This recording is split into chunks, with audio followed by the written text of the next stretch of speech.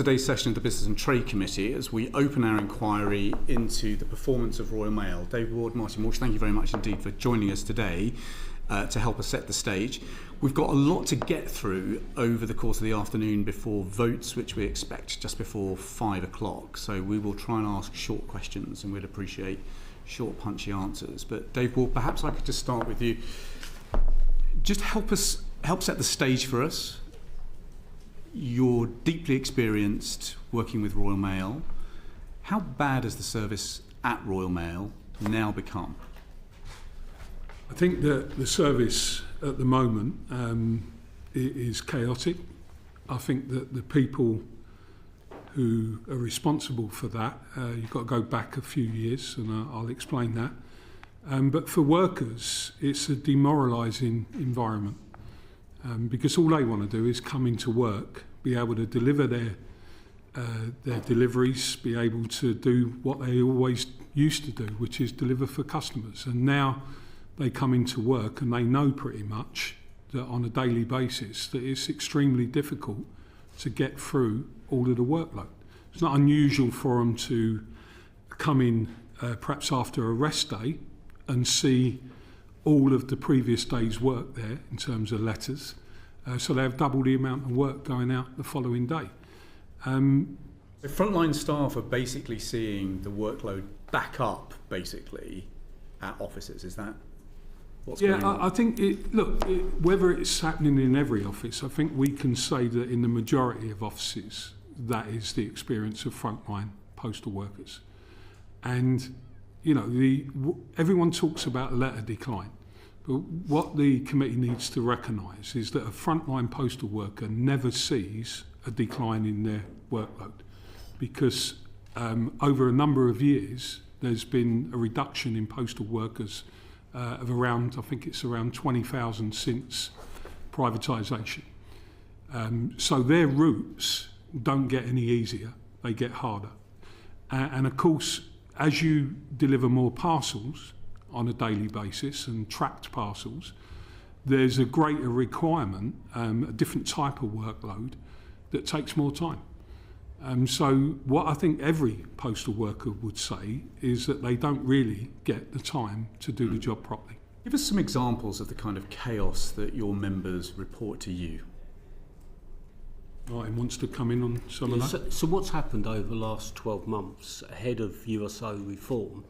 They've been holding a lot of vacancies because they can't afford to pay voluntary redundancy when we go into USO reform.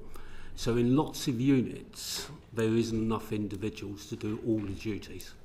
And what happens is managers move for the individual onto other walks and no one covers their duties. So when they go back there, they've got 2 days of work.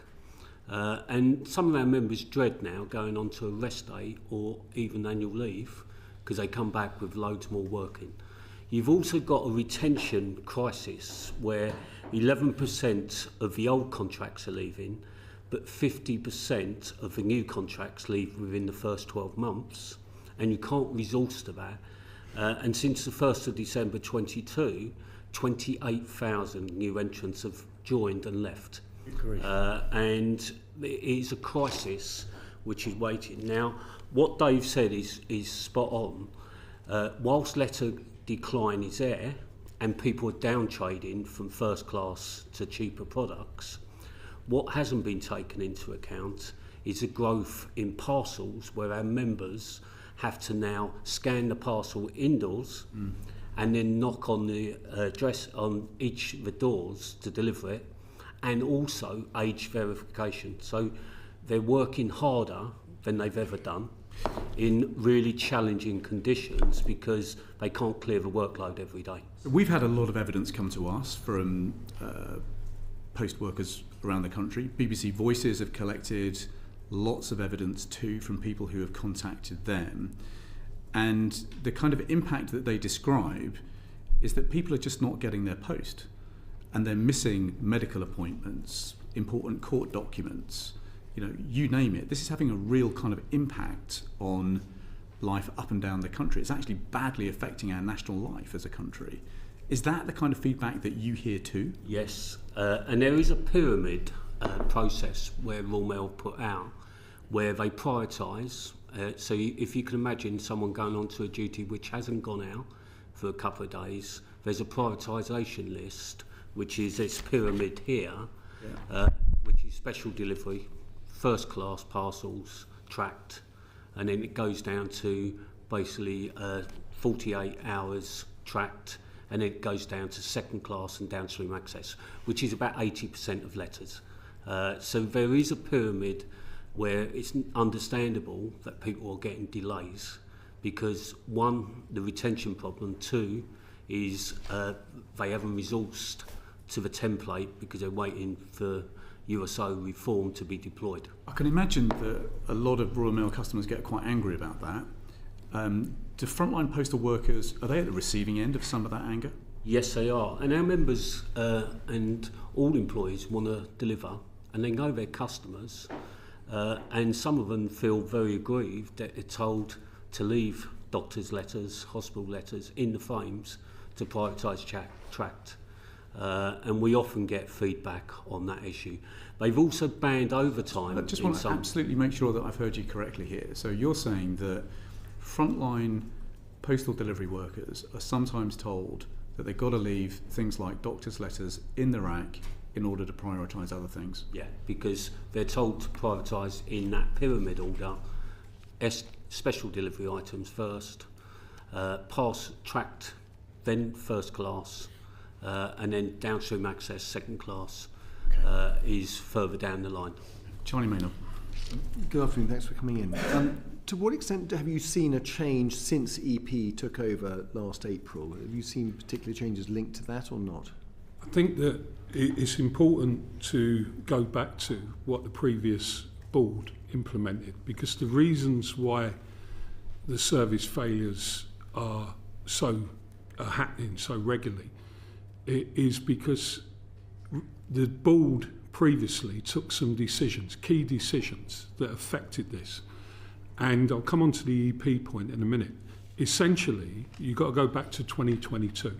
So we dispute completely what Royal Mail say, that this is a short-term problem.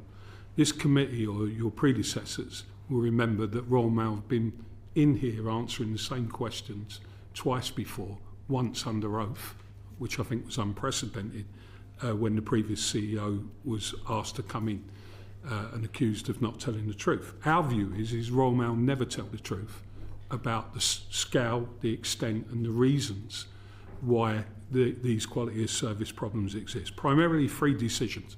One was a financial one. So in 2022, Royal Mail, after COVID, where there was an explosion of parcels, they got a benefit from that in terms of their profits. They decided at the start of the cost of living crisis to give virtually all of their profits, almost 600 million, they gave away to shareholders in dividends and buyback schemes. That was rather than invest at the time in workforce pay and in the transformation programme. In the dispute that we had in 2022, you may recall... Let me just make sure we've absolutely understood this. So you've got a service that has had a windfall, in effect, post-COVID. It's going through difficulties and transformations, and that's the moment they choose to take £600 million out of the business. To who? Shareholders? It went to shareholders in dividends and buyback share schemes. And that is a matter of fact. You can trace that in their accounts. You'll see that that is exactly what happened. The important point that we're making is that once they'd done that, within a matter of months, they were claiming they were almost bankrupt. And if you look at their accounts subsequently, and we're not saying there isn't a financial problem, I think it was the previous year, 18 months ago, they were minus £380 million. The point we're making is they never really recovered from that point. The second thing they did was they introduced under what we see as an appalling managerial strategy, something called It's Our Business to Run. And that was about imposing change in every local workplace. It was about incentivising managers to reduce delivery routes, and the chaos started from them. And that's why you can trace this back. Just put a rough date on that, Dave. That would have been probably mid-2022. That imposition of change affected virtually every delivery office, where they reduced drastically the amount of delivery routes. And what happened then is nothing ever worked. The next thing they did, and this is crucial, is that they adopted, as part of this strategy that alienated the workforce, they deliberately attempted to drive out long-term employees. And they did that by making changes that made the lives of postal workers unbearable. They did it through loads of different techniques that were bordering on bullying staff, and a lot of people left. And the reason why they did that is because they then imposed two-tier terms and conditions, around about £2 an hour less than the legacy postal workers were getting, around 3 hours more and no paid meal reliefs. And what that meant was that workers who were doing a full-time job, new workers were working 6 hours more in a full-time job for less pay. Okay, I'm keen to pursue this in a bit more depth. Anything further on that, Mr. Maynard? Yes, just what undertakings did EP give your members when the takeover was completed, and have they honoured those commitments? So EP, when they took over, there were two very important agreements. One was, and this came after obviously the government cleared EP as fit and proper to be able to take over Royal Mail. Once that happened, we knew we had to go and try and get the best agreement we could. We also knew there was lots of legitimate concerns that our members had about this takeover. So the government reached an agreement with EP. I think it was 35 pages long. It covered things like institutional stability, financial stability. It put down some good assurances from EP that they wouldn't take money, wouldn't extract money out of the business, and also pension assurances. We got in there and we reached an agreement which set out a positive vision of the future. It couldn't have been further removed from what the previous board's strategy was. It included commitments to change completely the managerial ethos that I referred to move to an ethos that it promised to put postal workers and customers back at the heart of everything Royal Mail did. It gave our members legally binding protections. So we managed to extract commitments from EP that they wouldn't break up the company. They would continue to operate as an end-to-end service provider. They wouldn't franchise. They wouldn't sell off any part of the company. It was a good agreement.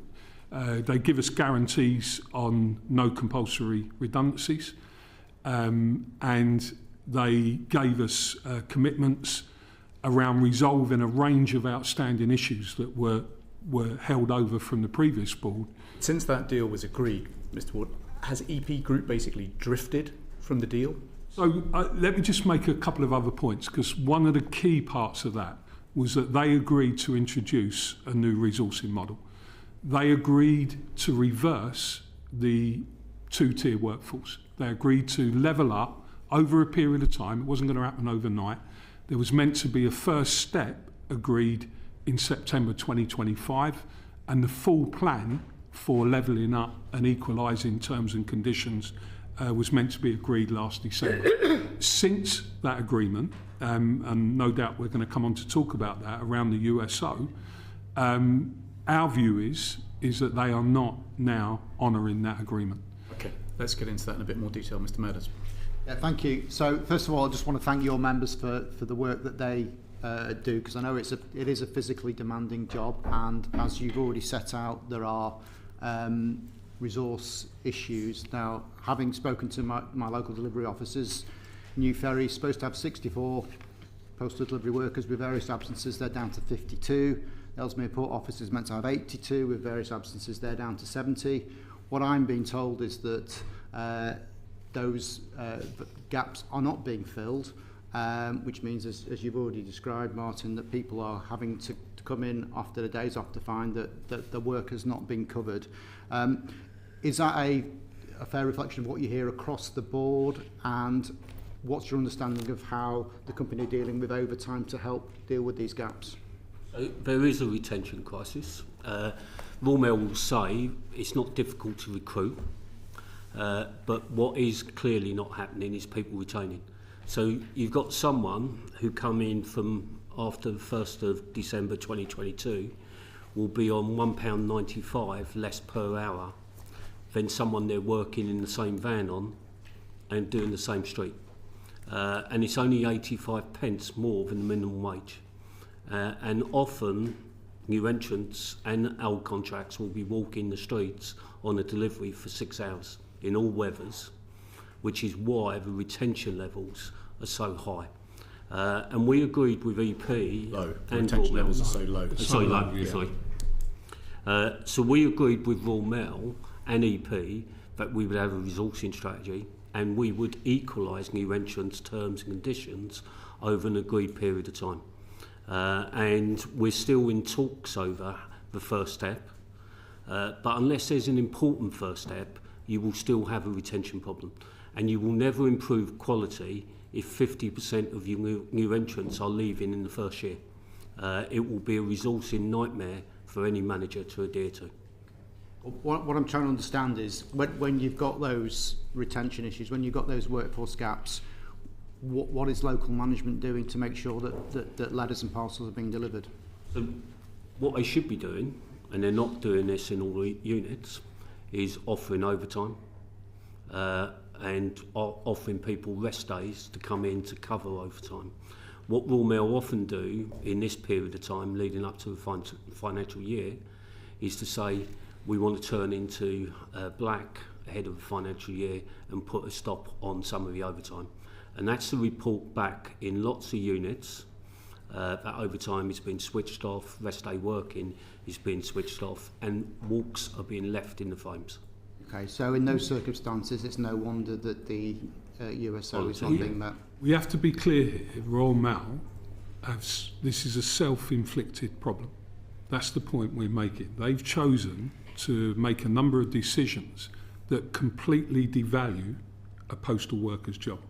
The job's got harder and the pay terms and conditions have got worse. And our view is that the reason for that is that the company hasn't got any other strategy other than almost looking over at some of the other parcel couriers and believing that that's the way you run the company. Our view is if it hadn't have been for the agreements that the union had and yet to be honoured fully by EP, they would be pursuing a strategy of becoming just another parcel courier. We believe there are certain people in the company who want to accelerate letter decline. We think that they see it as a burden when there are still millions of people in this country. We're not like Denmark. We're not as digitally advanced as a country, and letters are going to continue to play a vital part going forward. How senior are these people, Mr. Ward? Look, the agreement that we made with EP, I said to you that it reversed the previous board strategy. We know that an agreement that was probably one of the most important in the history of the company, a takeover has taken place. The government had an agreement. They never ever sent the senior managers that agreement out to their local managers. So all the stuff about changing the managerial ethos, to this day, they've never socialised that agreement with their managers. Ordinary. Mr. Batters. Yeah. So on that framework agreement, there's a number of important issues that need resolving. So it's supposed to be the case that there's equalisation for new entrants pay agreed within 6 months of the takeover. That's not happened. No, it wasn't that they were going to agree it. There was going to be steps, incremental steps to it. There was a proposal on the table back last year that would have taken, I think it was about 4 years to have got to the full levelling up. EP, that proposal Martin was negotiating with the Royal Mail managers. EP came along and said that they thought that proposal was too complicated. To be fair, there was some complicated elements of it, and we were always up for a kind of quicker route or a less complicated route.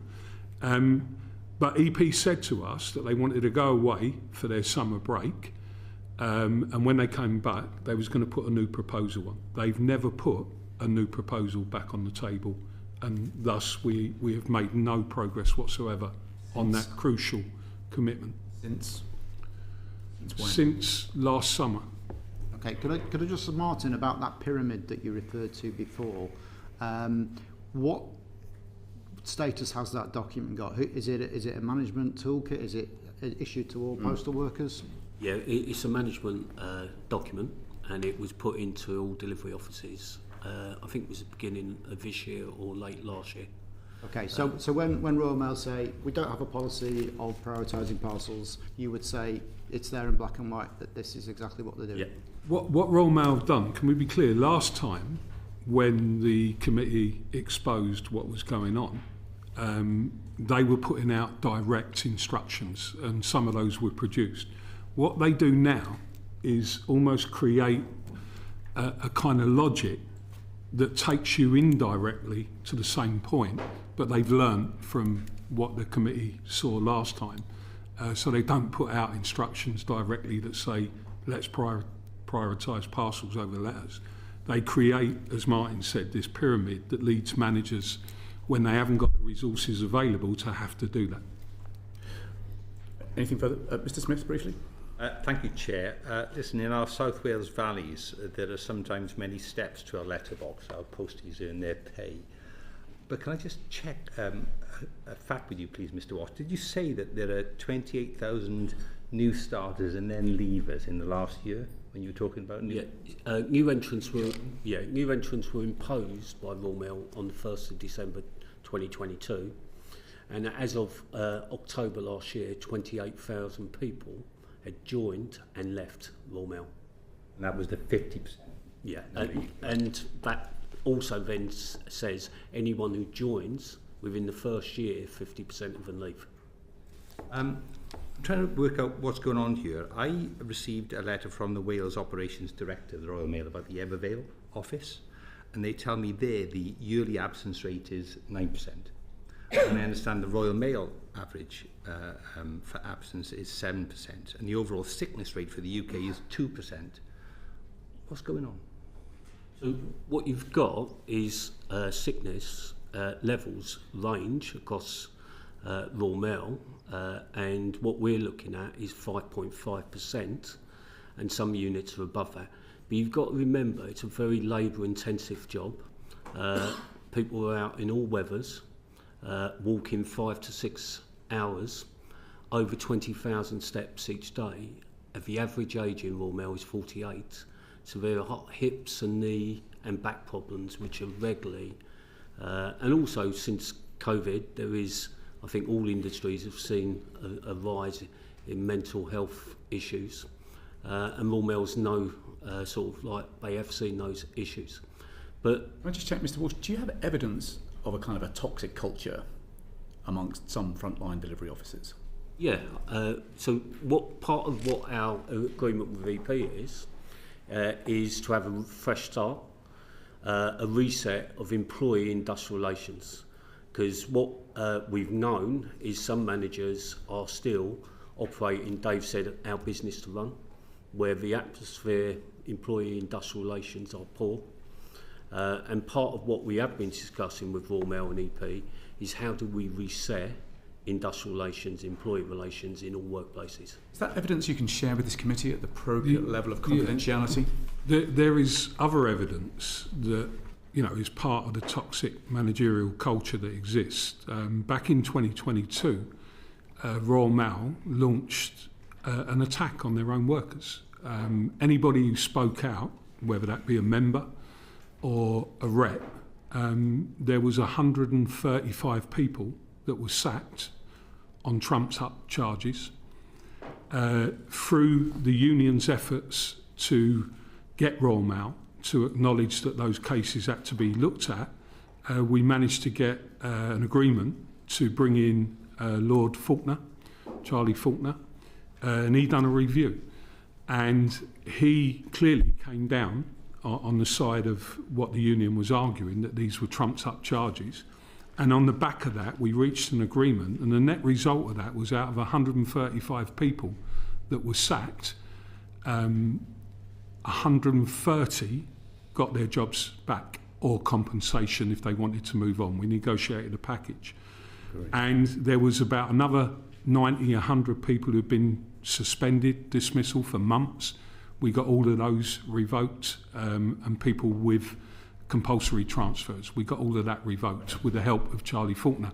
There is also, the union has made allegations, which are very clear in writing, and we're happy to share with you the allegations we've made about a culture of covering up and a culture of bearing down on workers.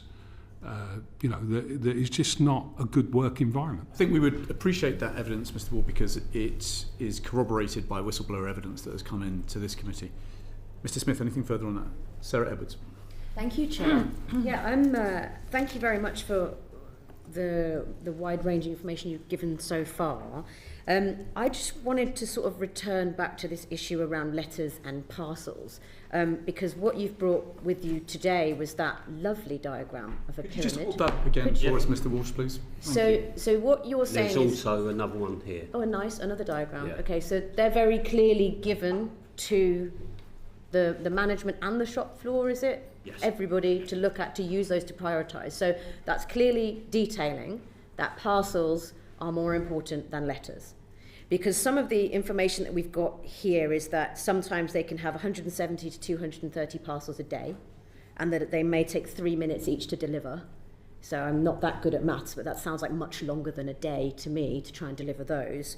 And then we've also heard that there's been some, obviously whistleblowers were quite fearful. You've just mentioned sometimes the targeted impact that can have on workers. That when there are too many letters, that they have to take it for a ride. So they literally put it in a trolley and drive it around, move it around to try and falsify meeting targets. And that's some of the information that's come out of this BBC Voices piece. And obviously we've heard whistleblowers who've written directly to the committee. So I just wondered if you can sort of put some colour on that, because certainly it's very concerning if people are being forced to try to make ends meet when it's completely impossible, but also that these targets are being completely fudged and that parcels are being prioritised over letters that, as we've heard, sometimes can be extremely important to people's lives. So, in terms of what you've got, if your duty hasn't gone out on a day, you're coming in to often loads of parcels more and letters.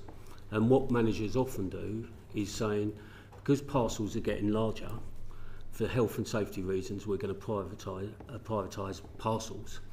And what people don't realise is most of the parcels need scanning in before we go in. So that's taking time.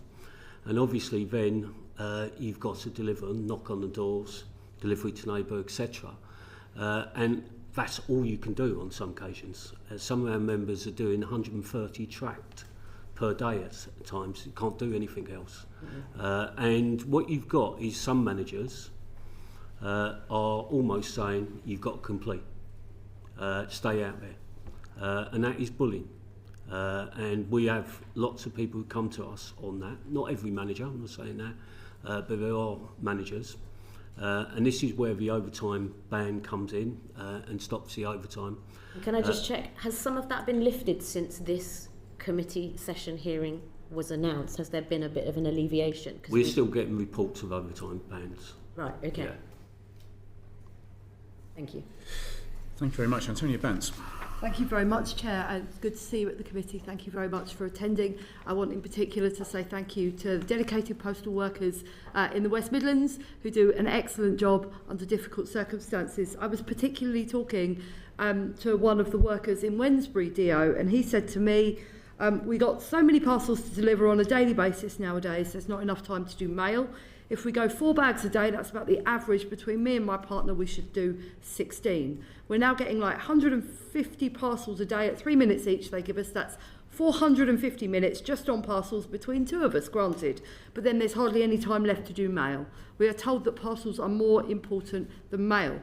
Martin, Dave, is that a picture you recognise? Is this the sort of experience that frontline posties are having every day? Unmanageable workloads and prioritising parcels at those sorts of volumes, 4 bags versus 16 they ought to be able to do? Yes. Yeah. And what they did in 2023, they took out almost 10,000 delivery jobs. They said it was to save the company from administration, but some delivery offices have never recovered and have had unachievable workload.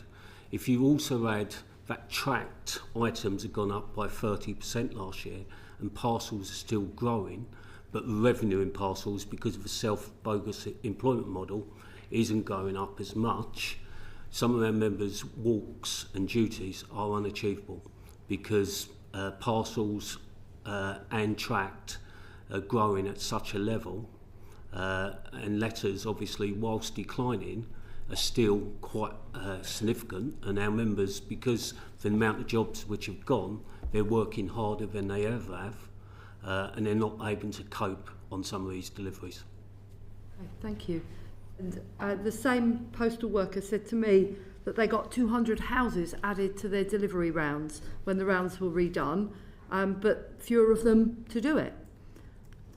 That's where the jobs went in 2023. So the previous CEO, Simon Thompson, said to save the company, we're taking 10,000 routes out. They didn't take the walks out. They were asking individuals to go and do some of the other duties, which is where the new addresses come, and they can't complete those rounds. Thank you. I just want to understand what's going on with the new delivery model. So there was a new delivery model that was being tested, and I think to the nation it doesn't sound like it's frankly working. Have Royal Mail now admitted that this new delivery model does not work? We piloted 35 units. The first one in Newton Mearns last February, and the bulk of them in June last year. It's clear, in our view, they haven't worked. There was a possible 175 quality targets those 35 units could have done. Only 46 of them were achieved. No unit done all 5 quality targets. That doesn't sound like a close... No. And so in August last year, we wrote to Royal Mail to say there was an alternative, a heavy and light model. Mm-hmm. We're pleased to say in recent weeks in negotiations, we are now discussing that model, and we're not discussing the optimised delivery model. We haven't yet reached an agreement, but what's important here to say is any USO change, given the rise in parcels, given the rise in tracked, is going to be difficult, and which is why there has to be a review once an office goes in, which says you don't lose jobs until you've achieving 99% USO coverage, until you're clearing every single day. And if you're doing that, then that's when the reduction in jobs should come from. It sounds like there's a mutual recognition that the model needs to evolve, and it sounds like you're in some constructive talks about... To be fair though, that's happened against the will of the company. It's taken months, and our view is that it's only been the scrutiny that the Secretary of State has brought to this, where he's brought all the parties together, and that's given a focus on it. But we are pleased, it does appear, we're not there yet, but as Martin said, they do seem to have moved away from the model that was piloted to this different approach that gives postal workers a more pragmatic chance of being able to deal with the USO reform. But can we make this point to the committee? Can't lose sight of this. It doesn't matter what model comes in on USO reform. If you haven't got the staff in the office, and if you don't fix the retention crisis that Royal Mail have created by the lower wages and inferior terms and conditions, then quality of service will never improve.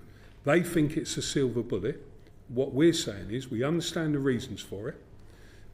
We're willing to reach an agreement on it because it's part of rebalancing their investment in the future in other areas, hopefully, to grow new revenue streams. But at the same time, if they don't fix the retention crisis, quality of service problems will not just continue, they'll get worse. Bounce briefly, and then I'm going to bring in Mr. Cooper to wrap us up. Thank you, and I'm glad to hear that Royal Mail back around the table talking about delivery models and how you can make progress on that, and I'm glad to hear that the intervention of the Secretary of State has been helpful. But just for the clarity of this committee, the other issue that needs sorting out is the two-tier workforce, and you were on a timetable to get that sorted out. There was supposed to have been movement in summer 2025.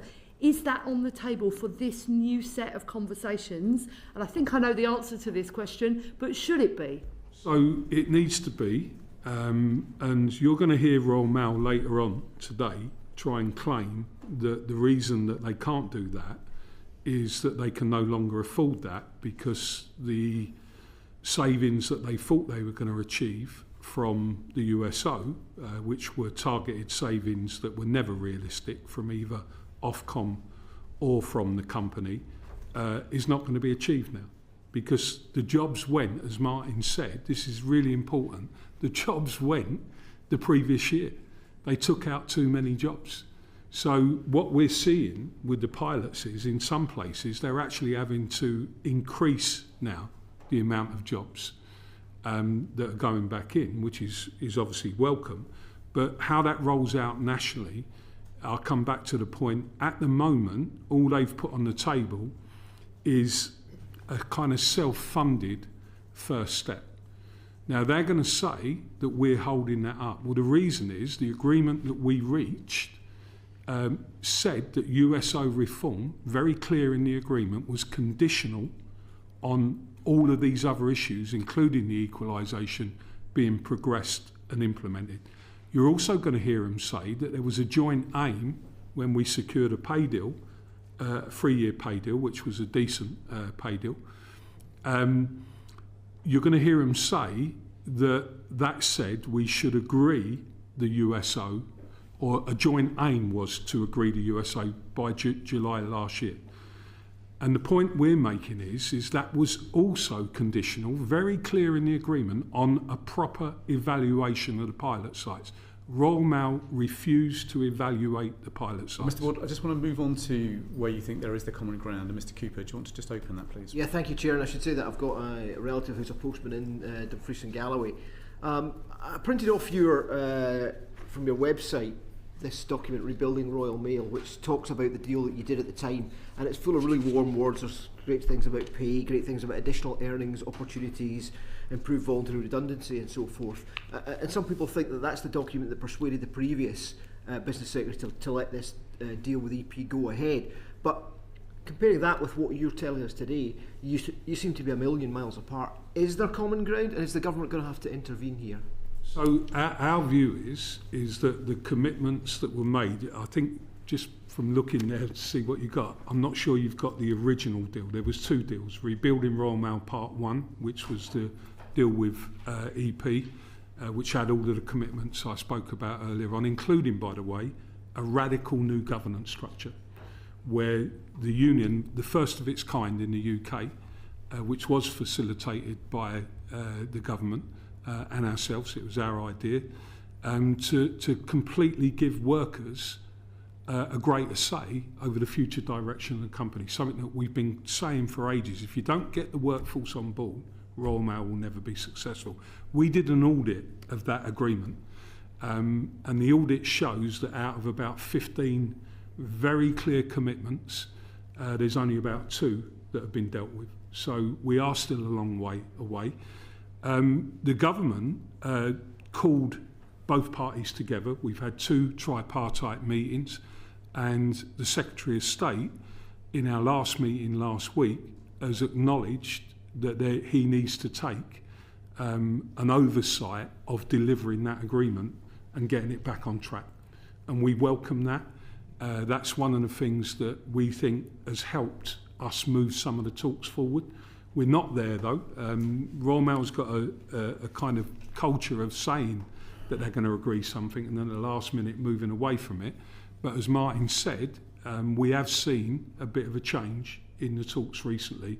Our view is that's about the scrutiny that you've provided, and it's the scrutiny that the Secretary of State has provided, and we need that to continue. So you think those talks are going to continue? Do you think there's an opportunity to avoid a return to industrial action, for instance? Look, we don't want to be in a position where we have to take industrial action, but we can't rule it out. We've got a really important agreement, and I'd urge the committee, when you get a moment, to read it. It's a very easy read. It's not one of these complicated agreements. It lays out a totally different vision for the future of Royal Mail, one that our members would get behind. The problem is that they're not delivering it.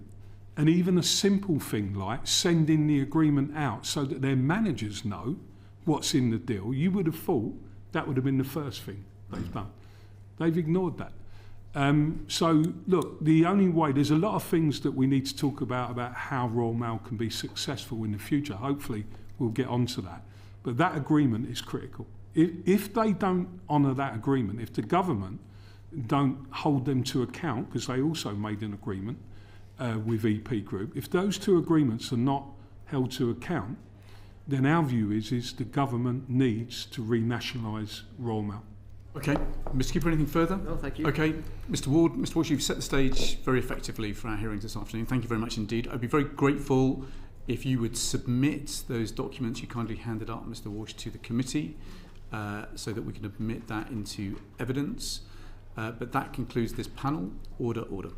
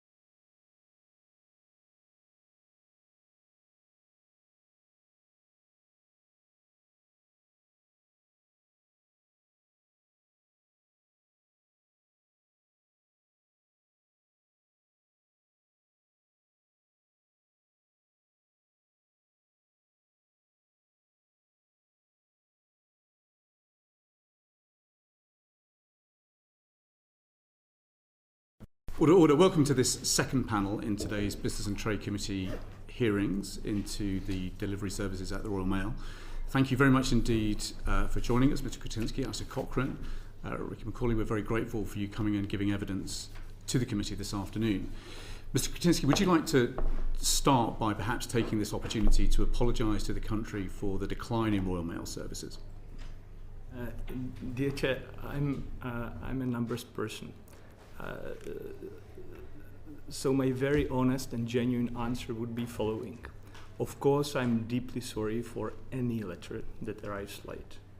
I'm deeply sorry if we are not delivering the letters on our promise. But at the same time, I can't adhere to your sentence that the quality of service is declining, because the numbers just don't evidence that at all.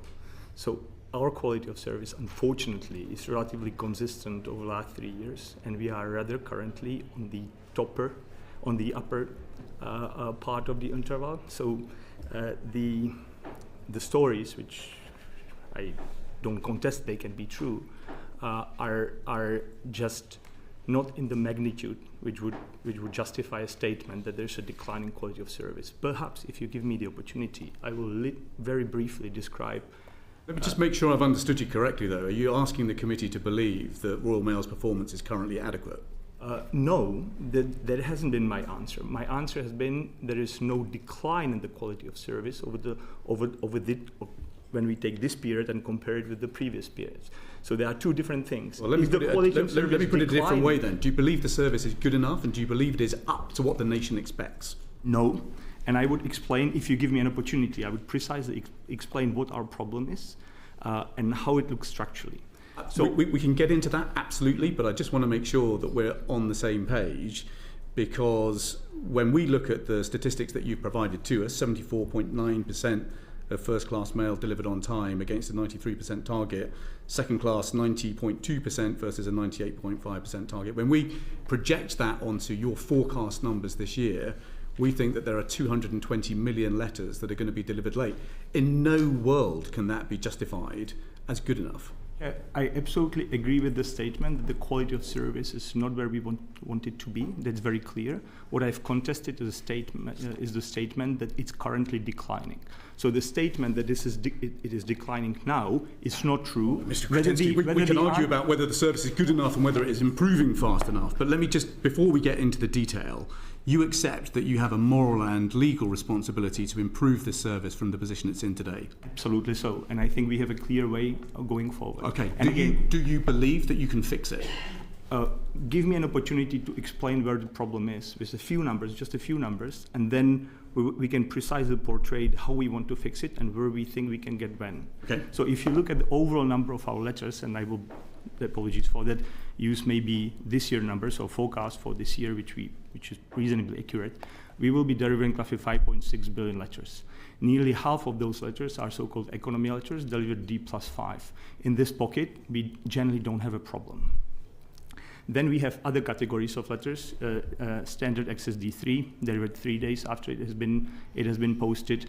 We have second class mail and first class mail. For D3 and second class mail, we are currently at the level of only above 90% of delivering on promise, which is not satisfactory. But at the same time, I have to say that when you look at so-called reliability target, so how many of those letters would arrive in next 2 days, within these categories, we are getting close to 99%, which is the new target of Offcom. We are currently around 98%. So what happens for the letters of the 2C? We are above 90 on promise and nearly 99 with up to 2 days delay, which is not satisfactory, but this is objective reality. For the first C, where we are currently right now at the level of 80% delivering on promise, so really next day, and roughly around 96.4%, 96.6% next 2 days. This is where the problem really is, because if people pay for first-class stamp, they should be sure that the mail, that the letter is really delivered the day after. But do you dispute that over 200 million letters are now being delivered late? No, I'm not disputing that they are being delivered late. What I try to explain is where the problem is. So our problem is that the letters are arriving, all the letters except for first class are arriving on the day when it's required by more than 90%, and the rest until 98% next day or the day after, which is not perfect, but it's not catastrophic. Where we feel uncomfortable is really most the first class. Most people feel that this is a catastrophic service. But look, let's get into the questioning. But I just want to crystallise this. Will you make a commitment to Parliament today that you are going to do what it takes to get this service back to what the nation expects? Not unconditionally. We need to implement the USO reform. We need to implement the USO reform. Without the USO reform, we have no way how to fix it. Dear Chair, give me one opportunity just of international comparison and taking the advantage that I'm not a UK citizen. The first class service is really the most difficult service for any postal company in the world. To be clear, in Europe, there is only one country out of the big markets which continues to provide first class service as universal service obligation, and this is UK. All other countries have abandoned that service. The only one who is keeping it right now is Italy and Netherlands, and they are leaving this service next month and the month after. The costs of the first class service in those other countries for a letter between 50 and 100 grams is above 5 euros per letter. So what we are talking about here is that we want to deliver that service as a universal service obligation at the price of currently 170, soon enough 180, maintain it as a universal service obligation and bring the quality up. We are absolutely committed to do so. We have a plan how to do so, but I would like to ask for the appreciation for these men and all the employees and colleagues in Royal Mail that this is a hard job. This is a job that nobody else in Europe is doing. This is a job that if you decide to send a letter from Brighton to Scottish Highlands, you need to get it delivered next day. We on this committee know this. It is not an easy job. We on this committee and the know people this, deserve appreciation and for this. You should have known this Yes. when you bought the service in the first place. We're going to get into some of the evidence that we have heard about service delivery failures, and then we're going to get into some of the detail about how we put this back together again. Alison Griffiths. Thank you, Chair. So, do you know how many people have received important letters late, like medical appointments or penalty notices? It's very difficult, of course, to be precisely analytical because we don't have the detail. And what I want to start with is, again, a very clear message. We are sorry for any letter that arrived late, and I feel frustrated that unfortunately this happens. At the same time, allow me to comment on two things.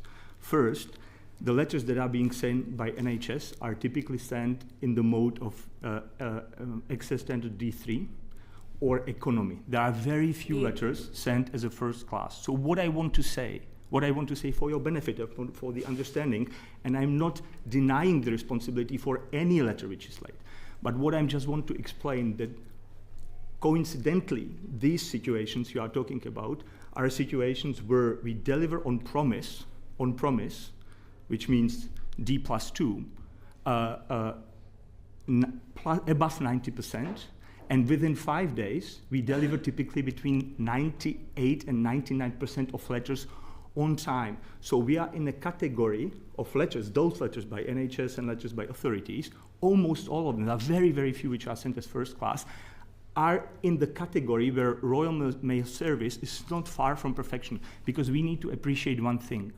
If an organization which works with humans, all the unpredictability, sickness rates, different weather conditions, our job is really hard, delivers 5.6 billion letters. It is very normal that something will not be perfect. Mr. Křetínský, it's 5.6 billion. Mr. Křetínský, let me address exactly the point that you're making about the human factor here, because let's put the human factor onto the other side of the equation. And the other side of the equation is the customer who has paid for the service. And they are very considerable numbers of people in that margin that you're describing who are experiencing acute distress from the types of letters that I've already talked about, but also from letters of condolence after a death, for example, where some came through to a constituent in such volume that the postman asked if it was her birthday when her husband had just died. They are real stories. But the other issue that we need to address is that of elections coming up here in this country in May, and in England, Scotland and Wales. So can you assure the committee that nobody will be disenfranchised by receiving a ballot paper late? Allow me to repeat one thing, and this is a difficulty of our destiny in this job. We can try to do everything to fix the problem, and we will improve the quality of service if the USO is implemented. One thing which we can never avoid, that there will be a mistake. It's the case for us, it's the case for any postal company in the world, and by the way, it's the case for nearly all companies which are working with human factor. So unfortunately, as much as I feel embarrassed when I hear the specific story, I know that this is our destiny. We work in an environment where mistakes will happen, and I repeat, if we do something 5.6 billion times, it is clear that sometimes will something go wrong, and we cannot rule out that we will be confronted with those difficult situations. For the elections, I would ask Alistair to comment specifically what is that we can really do to avoid any, to do everything possible to avoid mistake. By the way, we do it also for NHS, so maybe Alistair can explain that in cases where we know it is super important, we try to do really everything what could be thought of to be the best service of Europe at least. Okay, Mr. Cochrane, please. If I can answer it in two different ways. I'll come on to elections in a second. Mr. Cochrane, before you answer it in two different ways, could you just say yes or no? Are you guaranteeing to deliver postal votes to the country so that it can vote in elections on time? Yes or no? We have put all the planning in place. I've spoken to the Electoral Commissioner. I've spoken to MSPs up in Scotland to make sure that we're ready for the elections that are coming up. There's not like a general election. We didn't have that long to plan for the general election, and it went exceptionally well across the country. This is something we've been able to plan extensively for. Ricky and his team have been doing this on an ongoing basis. I have a dedicated team that's actually set aside for this, working with all the different delivery offices and also the mail centres that are actually involved in this. So we are ready to deliver democracy for the country as it comes through there on the 7th of May. Okay, Ms Griffiths, anything further on that? Could I come back to one point though? Just on NHS letters. I am hugely appreciative of the NHS letter. Anybody getting anything from the health service is hugely, hugely important. We launched something in July of 25 to create a separate barcode for NHS letters. We have spoken to a number of health authorities, a number of health departments up and down the country, and we have seen, with the specified barcode, about 20.8 million items coming through in the last 3 months. So we can see that coming into our network. Wherever we've got offices that are struggling at any given time, we look to extract that. I can also say to you that 6.8 million items across those 3 months have been extracted on NHS letters because we understand how important they actually are. We deliver them to 96%. There's always going to be some challenges. Cost of penalty letters. We haven't addressed that. Unfortunately, we don't know what is in a letter when it's actually sent. That's the difficulty. Where we're able to identify it, we're able to do something about it. If it's coming from a council, for example, would that be prioritised? We try to treat all of our letters in the same way on first class and second class. If I look at the entire letters we actually deliver, at 92.1% of all letters are delivered to their specification across our network. We do have challenges from time to time. I can tell you today I've got 19 offices that we have published on our website that we've got particular issues in right now. Could be sickness, could be recruitment. And of those, I've got 39 postal sectors out of 2,900 postal sectors that we are focused on right now.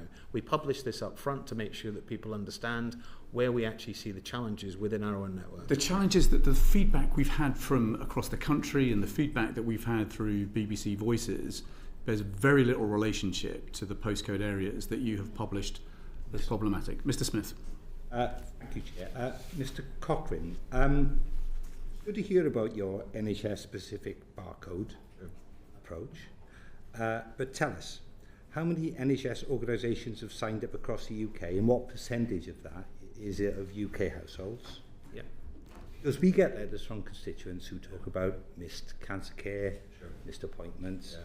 How many individual complaints have you received at the Royal Mail about missed medical appointments in the last year, please? I don't specifically have that detail here at hand.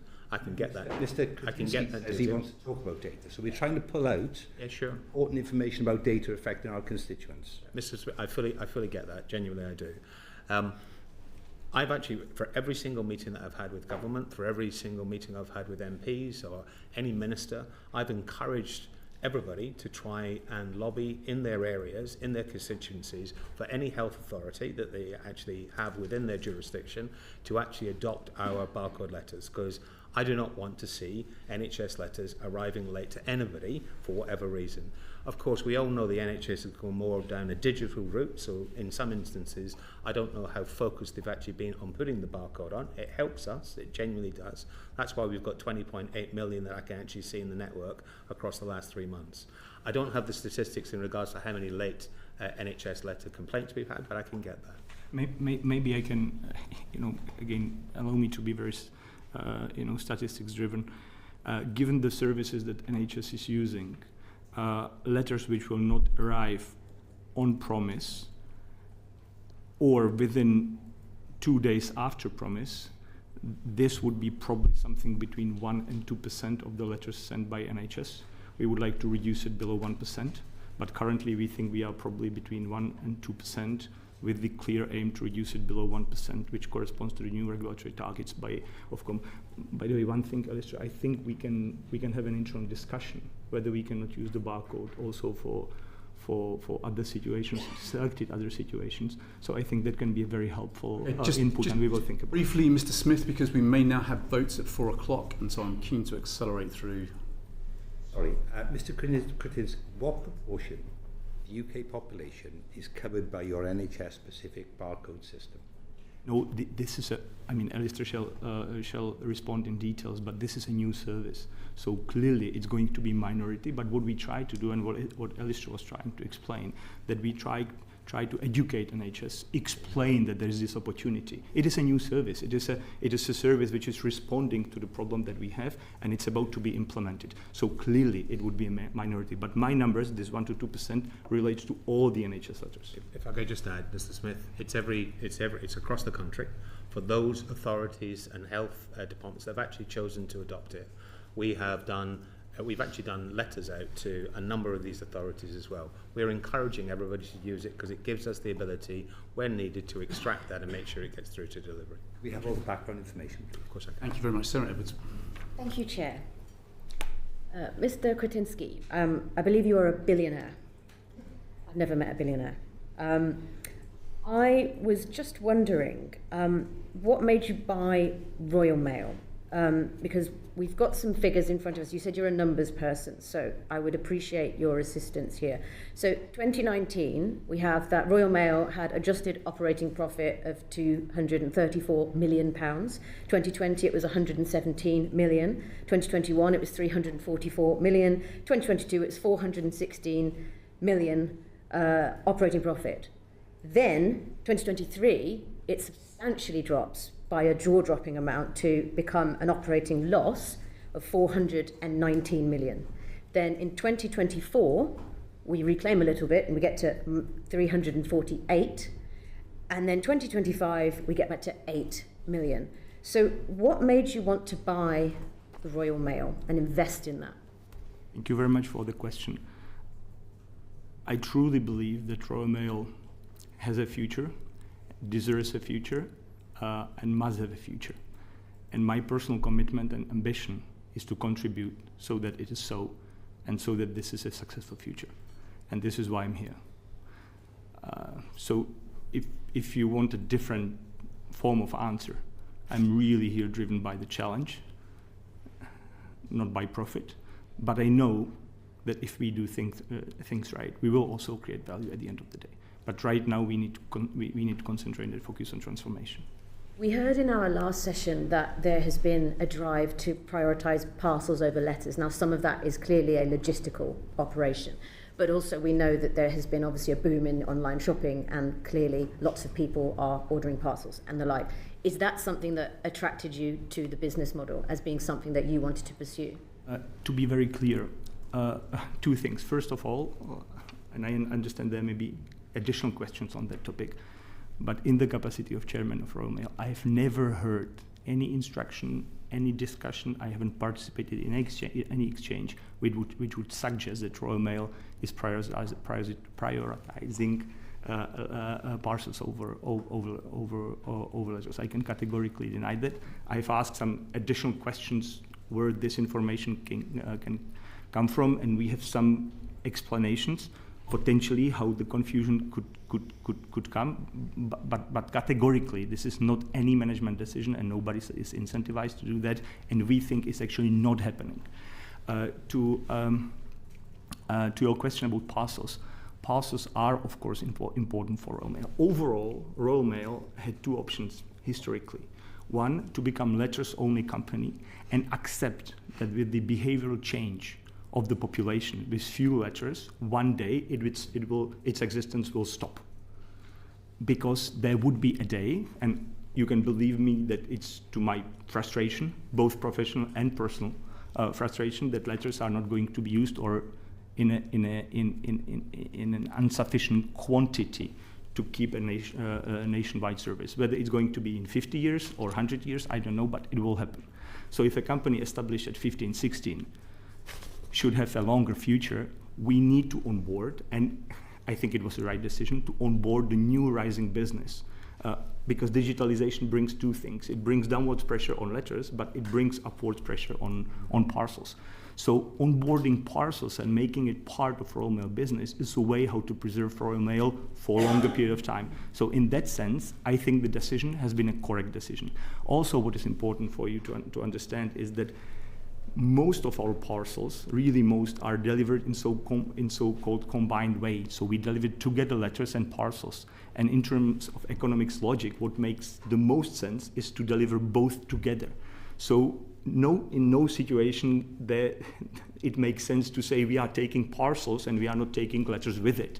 Because if the postie is there with parcel, it makes absolute sense, and vice versa. Though that we're hearing, and the evidence that we heard, is that hasn't been happening. So I was just trying to establish whether or not there was a future forward look as an investor as to whether or not the universal service obligation was actually something that was a problem for the company and something you're trying to overcome. Could I just ask, because I know that we're pushed for time, at the moment we don't have any accounts of where that profit is sitting currently for Royal Mail, and that's partly because now it sits within the private company. How's it doing? What's the profits look like? My answer is very simple. We have invested back into operations everything. So Royal Mail is heading again to roughly zero profit. And I think it's absolutely needed and legitimate in the situation where we don't have the quality service where we need it. So what we did logically, we've invested back everything. By the way, I've heard part of the explanation of CW, and I just want to make one thing very clear. For the first 11 months of this year, our personnel costs year on year have risen by 355 million, which is roughly 6.7%. So the claim that we are effectively reducing personnel cost is really unfounded. It's really unfounded. So it is not true that we are reducing our personnel cost. It is not true that we are paying for less working hours. And it is not true that we are trying to generate some profits by compromising on quality of service. None of this is true. And can I just add, if I may, one of the first objectives that Mr. Křetínský gave me when he took over the company was to go out and do a 3-year pay deal with both unions, both the CWU and CMA Unite. Yeah, that was the first instruction I actually had to make sure we could give assurance across the organisation to all 130,000 employees that we've got who are driving to deliver a really sound quality of service across the country. That was the commitment that Mr. Křetínský, Daniel, actually gave me to deliver into the business. If I can touch on the prioritisation piece, if I may as well, there is no single postie, no single manager who's incentivised to deliver parcels over letters. We're going to come back to this in some detail, so let me just pause that for a moment there. Mr. Cooper. Thank you, Chair. Mr. Křetínský, what promises did you make to the government? Because getting this deal over the line was quite difficult. So what promises did you make to the government?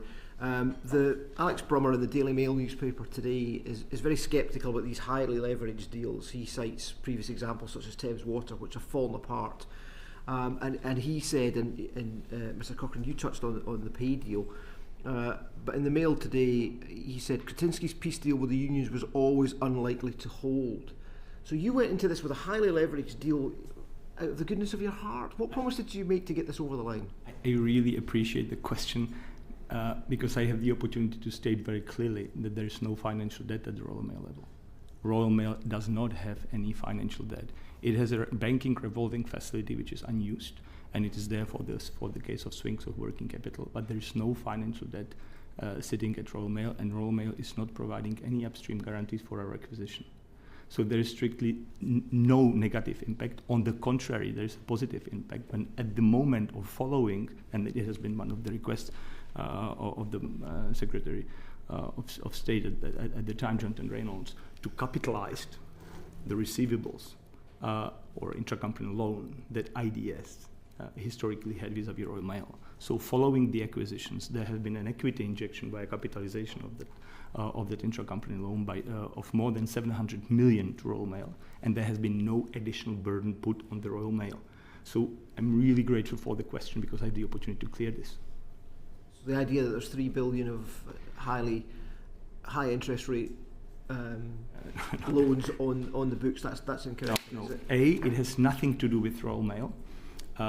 What you may be referring to is the acquisition that sits at the level of IDS, which is secured solely and purely by GLS, so the other part of IDS group. Coincidentally, the interest rates on this one are lower than the independent interest rates which existed before at the IDS. If I just return then to this question of what you said to the government, did you give them guarantees on service levels, delivery levels, staff numbers? Thank you again for the question. The set of guarantees that we gave to the government is relatively extensive. And by the way, there are a few clear commitments, like we will never distribute dividends from Royal Mail if the indebtedness exceeds certain very low levels.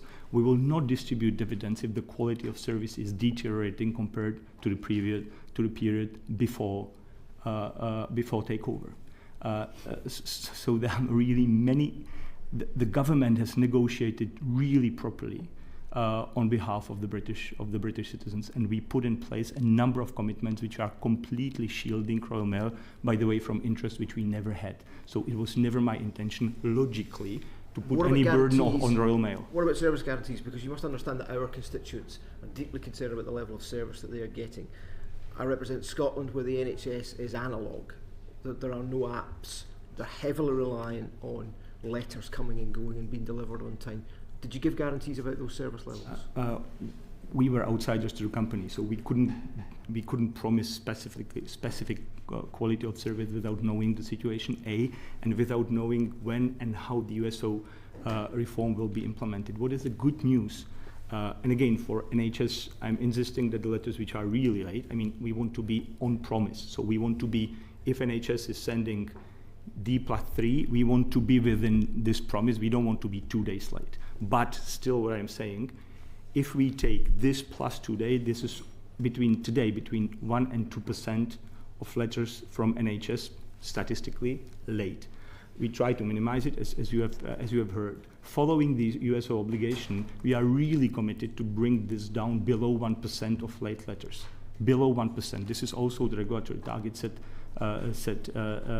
by Offcom, and we think it is absolutely realistic, because what the USO reform allows us to do is to split the work across the week in a more even way, and really make sure that they are not, because what you need to imagine, and sorry for being a little bit long, for our posties, but also for the delivery office managers, is a really daily heavy fight. You come into the office, you have a load of letters and parcels which is not completely predictable. You have a sickness rate which is sometimes unpredictable. And of course, because of obvious financial constraints, you cannot permanently overstaff. By the way, the share of personal cost on our revenues this year is 71.5%, which means that we invest 71.5% of every pound received back into people. So these people then on the ground are fighting with the heavily evolving situation, and it's an extremely hard job, and I would like to appreciate them, both the posties and the operating managers on the ground, because they are doing a job which is really not easy. It is really not easy, and the fact that I think we know that, Mr. Křetínský. We know how difficult the job is, and you must have known that coming into it. You say you didn't know much about the business, but you must have understood how the system basically works. If we look around Europe, you look at the Italian postal service, it's doing actually rather well, and it's very, very cash rich. I wonder, Mr. Cochrane, if you could maybe tell us, looking at the business plan, did you enshrine any of these promises in the business plan? Have you got guarantees underpinning those? You know, we've been working collaboratively with the CWU on a number of the commitments that were actually agreed at the time that Daniel came into the organisation and the deal was actually struck. Daniel's right on USO reform. I'm committed hugely to that. I think the rebalancing of our network, you know, the mail within the UK has changed dramatically over a number of years. If you go back to 2004-05, we were delivering 20 billion letters. We're now delivering, as I wrote to Mr. Byrne on the chair, I wrote and said we would deliver 6.3. That was last year's number. This year, we're talking a figure of between 5.6 and 5.7 billion. So letters are continuing to decline.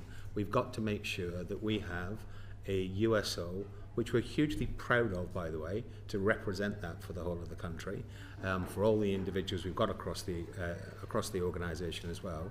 We've got to have something that's sustainable, something that actually gets service quality back to the levels that we want to stand behind, that the recipients can then understand what's coming to their door on a day-to-day, week-to-week basis. This is a question maybe for both of you then. You know, how can you honour those commitments? What we cannot have as consumers of your services is you firing an arrow in the air, seeing where it lands and then painting the target around that. We need to set targets and have you meet those, not the other way around. And have we been asked to accept a lesser USO? Are we moving away from that? Are bits of remote and rural Scotland, not necessarily the Highlands, but the Lowlands as well, are we expected to Not at all. We're looking to make sure that we've got a USO for the future that is sustainable, that we can actually make sure that we get the service levels based upon the agreed quality of service measures that we've actually agreed with Ofcom. We went out to consultancy on that as well. The one thing I've been committed to as the CEO of this organisation, we're still in dialogue with the CWU. I will actually post and make sure everybody understands what the improvement plan will be for USO reform over the next 12 months. We'll be able to demonstrate quite specifically how we will actually deliver this. It will take 5 to 6 months to deliver into the organisation to make sure that we've got USO reform across every location. There's 1,250 delivery offices. It's a big task, but we're fully committed to actually making sure that happens. Very quickly then, Mr. Křetínský, I mean, are we going to, we're going to pay more for less? Is that basically what you're offering us? Please allow me to use the example of the Italian Post and then make a practical conclusion for the UK. When talking about catch-rich Italian Post, we are talking about a situation that their target for first-class letters is 80%, currently 80%, so where we are actually, and they are charging Mr. for a letter between don't 50... want to be judged against Italy. No, but they are charging... I will explain, because this shows the level of the the level of the ambition that we have, because you have you mentioned Italy. They charge for the letter that we are delivering 170 and 180. They charge 5.5 euros per letter. Therefore, they have money. What do we want to do? And I want to make a very important note for you, because this is really crucial for the future prices of letters in this country. We are trying to maintain the prices as low as can be, which is evidenced by our result. What we need in the future with few letters, we need a successful parcel business to be able to cross-subsidize or bear as part big of the cost as possible. What we have as a major issue, and it is in your hands, and therefore I really want to mention it, is complete absence of level playing field. Yep. We are employing people. Our competition is using contracted drivers or owner drivers. The cost to employer, if we compare the old terms and conditions with the cost of our competitor courier, are double. So cost to us are double. Our future business, the future growing business of parcels, which helps us to keep the prices of letter low, is burdened 2 times more than the competitors.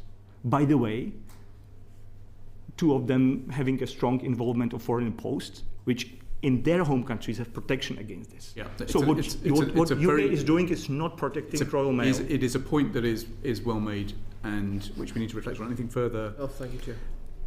Mr. Mendel. Yes, Mr. Křetínský, I want to ask you about the company that you control that bought Royal Mail. So EP Holdings' latest financial statements of full year 2024, roughly 1.3 billion of earnings, EBITDA, was generated from gas transmission, storage and distribution. So that is gas coming, as I understand, and please correct me if I'm wrong, out of Russia and through a Slovak pipeline. So can you please, was this acquisition funded using Russian gas? Thank you for the question. I'm again really grateful I can clear this confusion. All this story about Russian gas comes from a simple fact that we are 49% owner with management control of a gas pipe over Slovakia. Ustream. Ustream transmit gas in all directions. By the way, it is a vital way for Ukraine, and it has been a vital way for Ukraine to survive and be able to stand Russia and oppose Russia in this horrible aggression. The overall contribution, speaking on this year's numbers, of this pipeline to our accounts on proportional basis is roughly 50 million euros of EBITDA. Gas transmission of 413 million. Back then. Well, sorry, but that's relevant, yeah, because that's where the money came from. Yeah. You know, we are a relatively sizable organization. So if you want to make a hypothetical link, and I will go a little bit deeper in this calculation, if it is 440 million of EBITDA, it would be, I'm speaking very roughly, around 300 something million of profit of the gas transmission.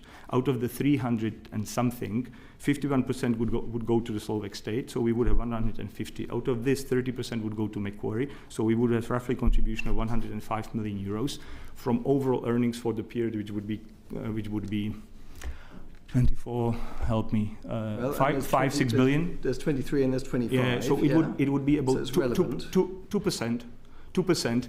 And one thing, it is not Russian gas. We are not buying Russian gas. We are operator of the infrastructure. All European. Yeah, but the gas is bought by somebody else. We are providing a service of transportation. Can I explain something? The same gas flows because Russian gas was at some point in time 30% or 35% of European consumption, 50% of German consumption. So this gas was all across Europe in all pipes. Would you ask, and I have to tell you, would you ask the question a French company where the money comes from because they are transmitting all sorts of different gas? We were also transmitting, the 400 is of course not Russian gas. There is a proportion of Russian gas at the time, but it's a minority contribution. So I really don't think this question is fair. It's confusing two things: operating infrastructure on a certain territory and the trade which is behind this infrastructure. And the trade behind this infrastructure is between Austrian company, Italian company, French company, and Russian company. What we are doing, we are operating the infrastructure. And what we did as the only one at the time is that we've managed to activate the reverse flow of gas to Ukraine. So if there is any behavior that we did, is that we helped Ukraine. I beg to differ, but we'll pass on that. That business it has a pipeline at the centre of it, but it is distribution and storage off it. Yes, sorry, but distribution and storage has nothing to this. There's nothing which you can.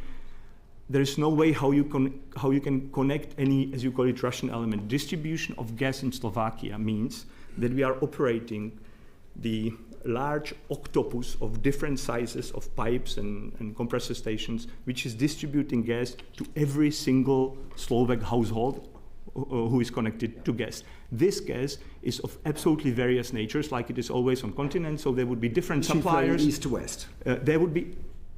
No. There are many companies. The company that is the largest supplier of gas in Slovakia is 100% state-owned. It's called SPP, and you should ask this company where the gas comes from.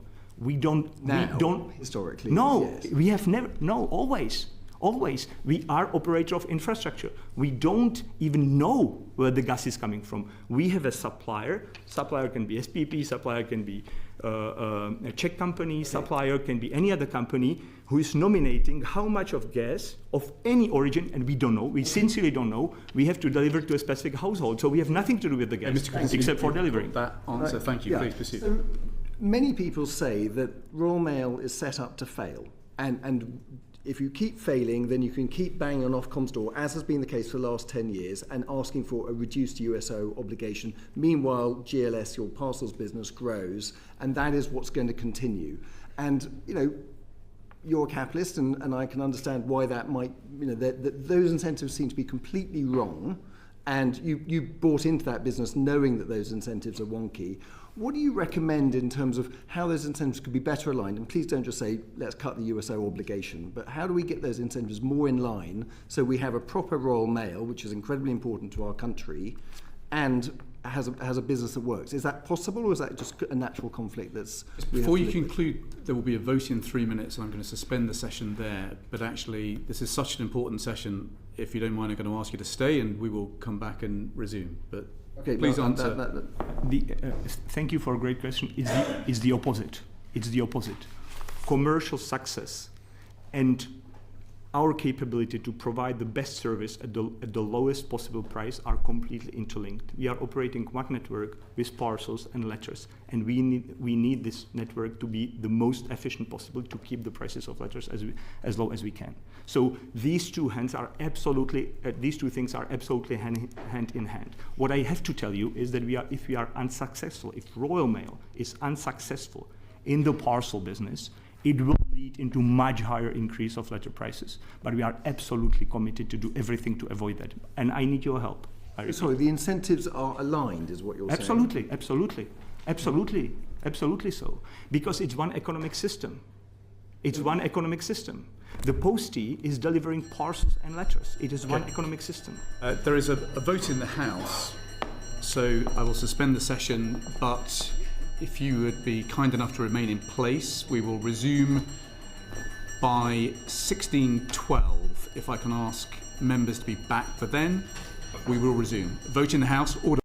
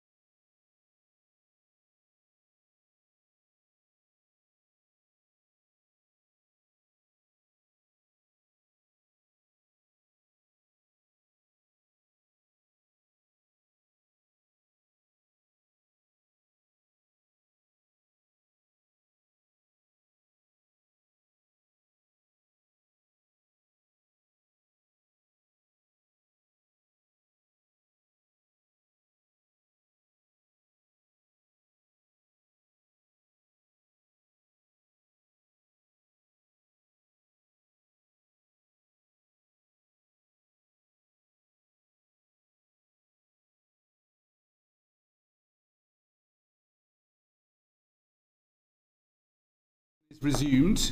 Mr. Maynard, I think you've finished your lines of questioning, but Mr. Křetínský, it would just be very helpful. I think you confirmed earlier that dividends haven't been taken out of the business since the EP takeover. Can you confirm that? Yes, clearly. Thanks very much. Mr. Justin Matters. Thank you. You really, well, half an hour ago in your evidence, Mr. Křetínský, you've said very clearly, categorically denying that parcels are prioritised in the business. The story we have as a committee is a very different one. We've had hundreds of postal workers tell us that's what happens. The committee's previously found that's what happens. There's been a BBC investigation that's found that's what happens. We all have constituents who tell us that no post appears for days and then it comes in a big clump. And this afternoon, the Communication Workers Union have presented us with a couple of documents which show actually there is a very clear instruction to prioritise parcels that you say isn't what happens in reality. How are we to conclude anything other than you don't know what's going on in your own business from that? Thank you for the question. First, what I will precise that what I've said, because I can comment for what I have physically witnessed, is that I can categorically deny I would be taking part in any conversation which would directly or indirectly suggest that this is something which is happening. When all this appeared in the media domain, of course, I've asked the question, Alistair and Ricky, how it is possible that these stories are out there. And what we have, and then I would encourage both gentlemen to comment on that. We have two speculations how this feeling could have emerged.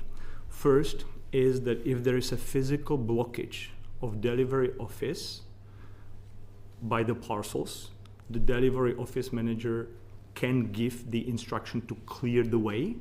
So he may say, because the delivery office is actually physically blocked by parcels, you need to get rid of them so that you free up the way. So that I think our evidence is that that is not the case at all, that this is a routine instruction. When did you last go into a delivery office to see for yourself what happens? Sorry, of course they wouldn't show it in front of me. But the second... Mr. Křetínský, the question was, when did you last go to a delivery office to walk the floor? Walk floor a couple of months ago. Dear Chair, for me, the role is to understand the numbers, to strategically steer the business and have internal conversations, not make gestures, right? So I have visited places. I will visit more, but this is not what is needed as my contribution at the very moment. Let me just give you some of the evidence we've heard. So this is from a postie in Scotland. Tracked parcels are always prioritised, letters are left behind. Somebody at postie from Wales, this has been happening since COVID, letters sit for days. Postie from Norfolk, we were told to clear tracked first, no matter what. Postie from Oxford, it is standard practice now, parcels first, letters if there's time. Postie from Nottinghamshire, you simply cannot complete both, so letters are what gets left. Another from London, the business is now parcels, letters are secondary. This is not an isolated pattern, this is a national breakdown in the service. Yeah, you are now referring to the second case, and again, my colleagues will explain immediately greater detail. The second potential explanation of this claim comes, I think, from what you are now alluding to. If there is a real problem with staffing, with congestion, we have unexpected sickness, there's a crisis in the delivery office, there could be, as I've learned, there could be an instruction to deal first with priority products. And the priority products would be first-class letters, and it could be also next-day parcels. But there would never be an instruction, parcels over letters. There could be an instruction because we are in a horrible situation where we don't manage the specific day. We can every day in Royal Mail. Really, this simply the numbers and the quality of service that we are monitoring really on a weekly basis does not evidence that. We've got 220 million letters delivered late. You've even said that your priority is to get the letters late fraction down to 1%. That's still 63 million letters late. Yes, or this year, unfortunately, only 56. Chair, there are two different things. the horrible fact that how many letters are late, and that then the objective statistic and what is reasonable and human to ask from our troops on the ground. What I can tell you and repeat again is that we are absolutely committed to bring the quality of service to a level where the reliability of service, so 99% is met, which means on promise or 2 days later. But at the same time, there would be still a number of cases where this is not happening. But what I can say, and again, then I hand over, because this is really the operational issue, is that there is no instruction to prioritize parcels over letters. What can happen is prioritize priority product in a crisis situation, which is first-class letter, and which could be quasi-first-class parcel, which is T24. Okay, I have to say, we're just not in a position to believe you, Mr. Křetínský, on this, I'm afraid. Mr. Byrne, if I could. And so we will take the evidence again from the whistleblowers that we've got. We will take the evidence from the CWU. We will put that back to you. But if we need to put you under oath to swear this truth in front of the committee, believe me, I will ask you to do that.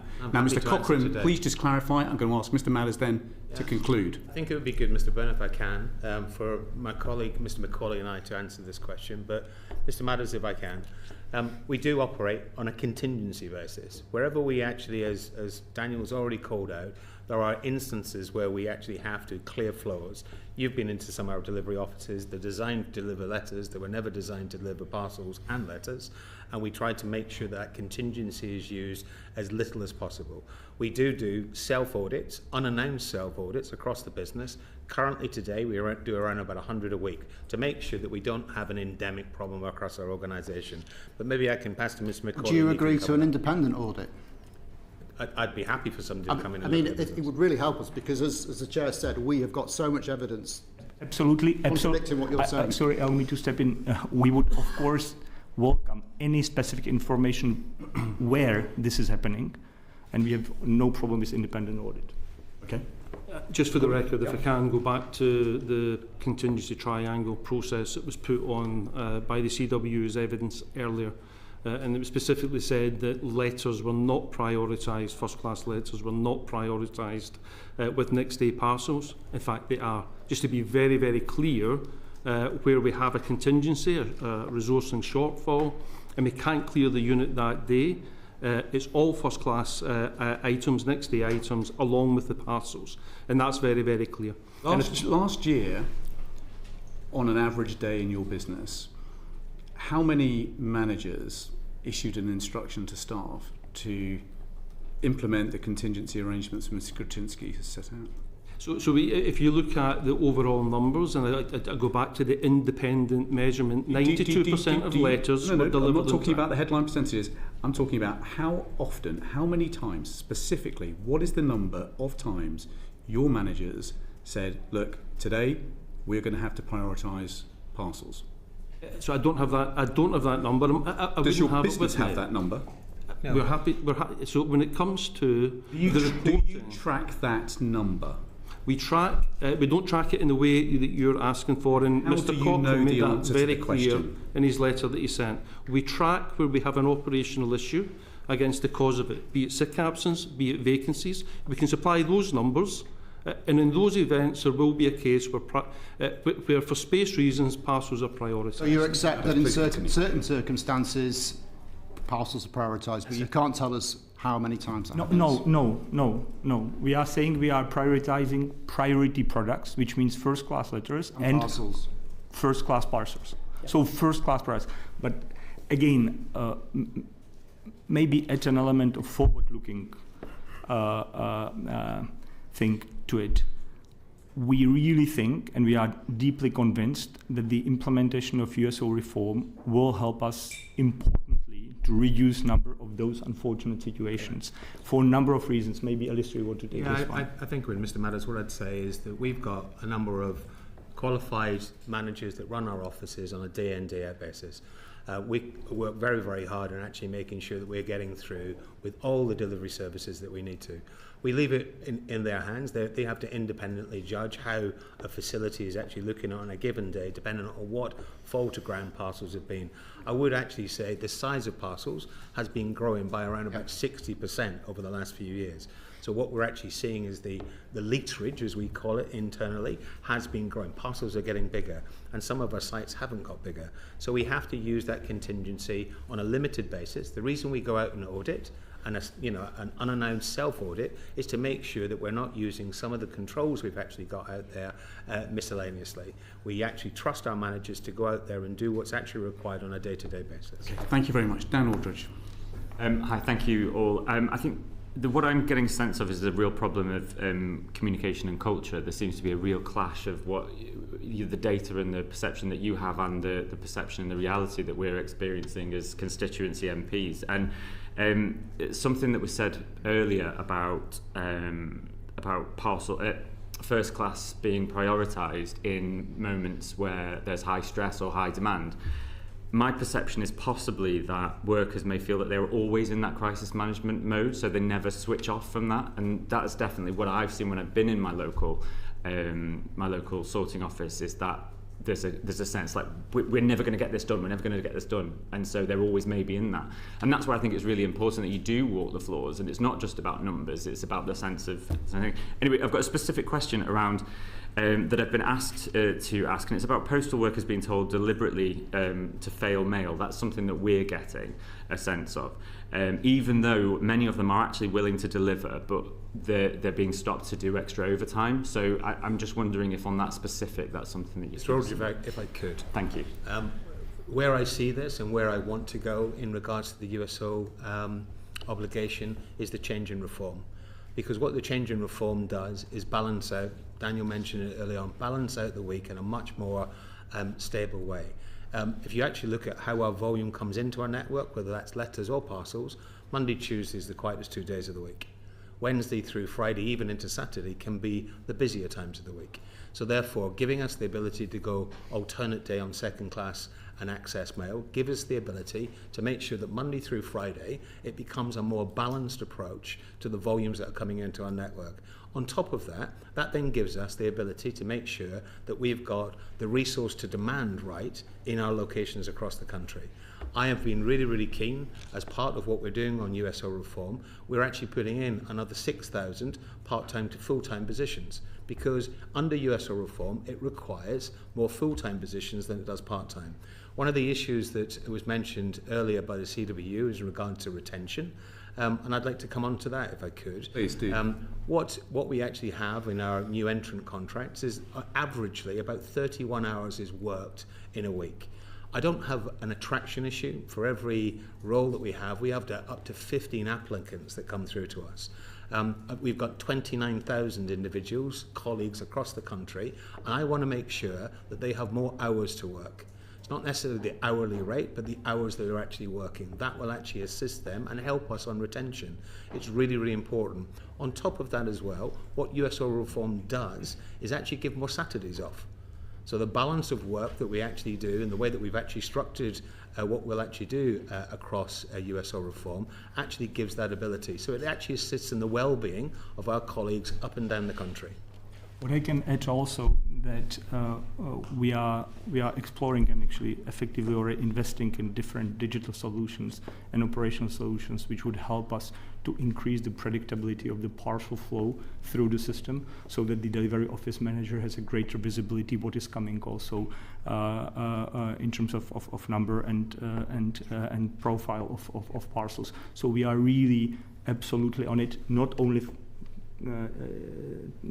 concentrated on the benefits of the USO reforms, which are major, but also trying to do everything alongside that to deal with the issue with predictability of the flow and hence better management of the resources, which is really a really difficult job. So there isn't a ban on overtime then? Sorry for overtime. We are having more overtime than we had last year, so this is simply untrue. If I can answer the question on overtime. The average hours on overtime last week was 5.7 hours on 83,000 posties that we've got in the network. To give you an idea, that's about £6 to £7 million a week. If I go into peak, that was actually topped up over 9 hours to an individual. So it does fluctuate based upon what volumes we've actually got coming through the network. There's no ban on overtime. Okay, thank you. That's helpful. Antonio Pence. Thank you very much, Chair. Taking from something that you said earlier, Mr. Křetínský, basically what you'd like to be doing is running a gig economy parcels business. Is that right? No, sorry, maybe I didn't understand properly the question, but what I was asking for you is to deal with the gig economy parcel business on the side of our competitors, because they are using this operating mode, and it puts enormous and unfair pressure on us. So what you're saying then is that there should be regulation on employment status such that you have a level playing field. Would that be something you think the government should take forward? Absolutely so. What I believe is that there should be a regulation in the UK imposing employment model on our competitors. It does exist in other countries, and by the way, it does exist in the countries of their origin.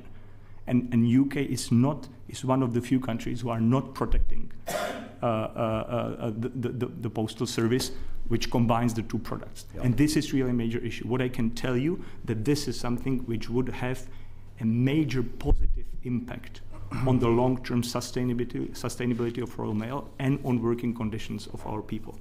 Okay. Thank you. Nick Smith. Thanks, Chair. Posties have got tough jobs. They risk falls, they carry heavy loads. The facts are that their sickness rates are 2.5 times the national average. What's your explanation for that, please?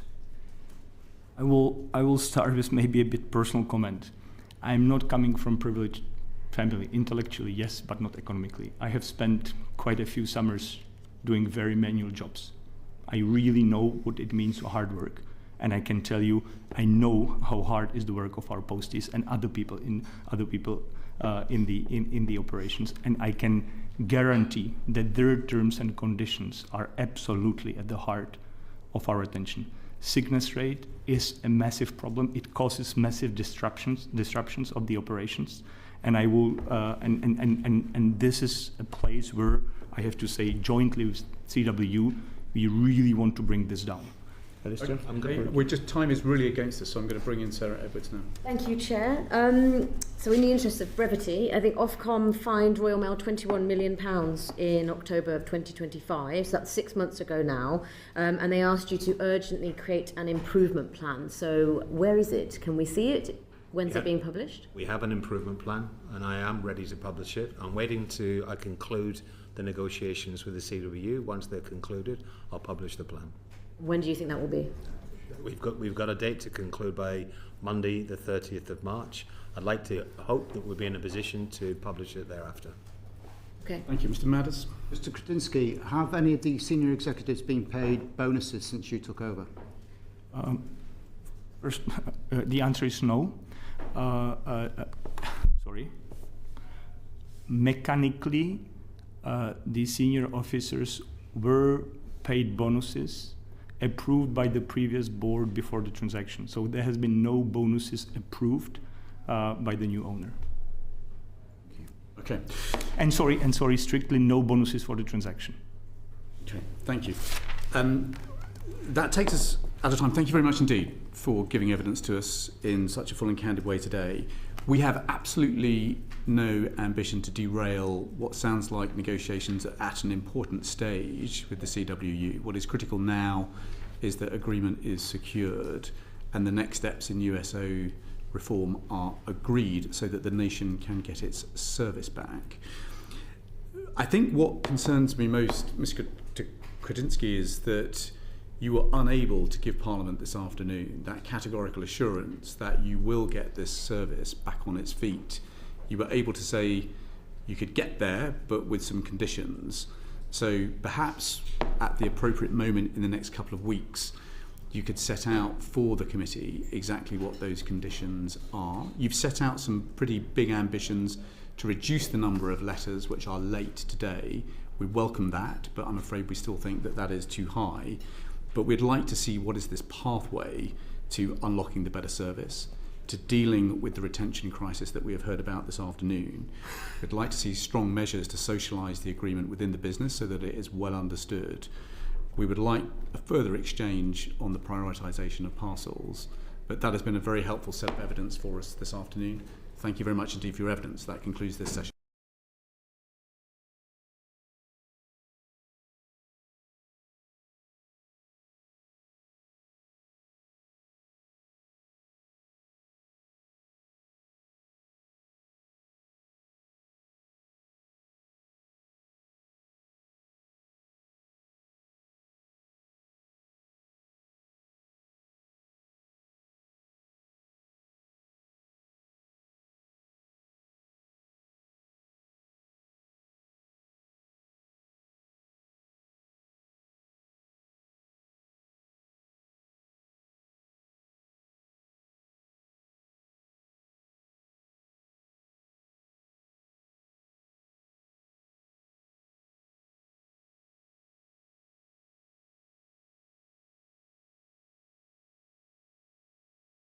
To this final session of today's hearings on the Royal Mail. Natalie Black, Fergal, Ian, thank you very much indeed for joining us.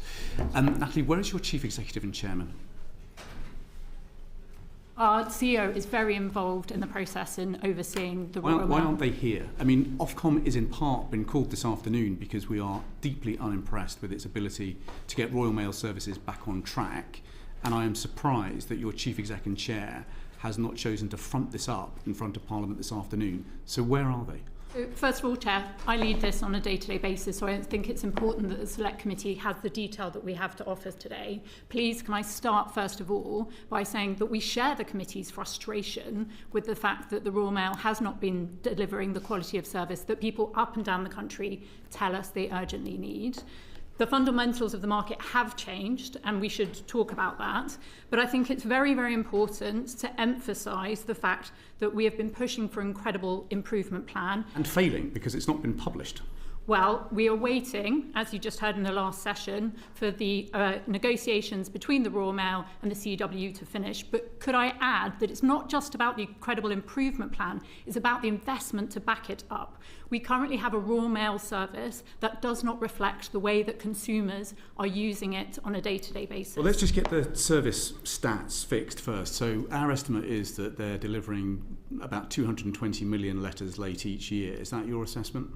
So I wouldn't want to give you a number off the cuff. You are their regulator, and this is Parliament asking you a direct question. So where is their service standards today? Right, so let me share. On first-class delivery, they are currently at 76.5% against a target of 93%. On second class, they are at 92.2% at a target of 98.5%. What would that translate into in terms of the number of letters delivered late this year? I would like to write to you and set some of that out, but could I emphasise what consumers tell us up and down the country?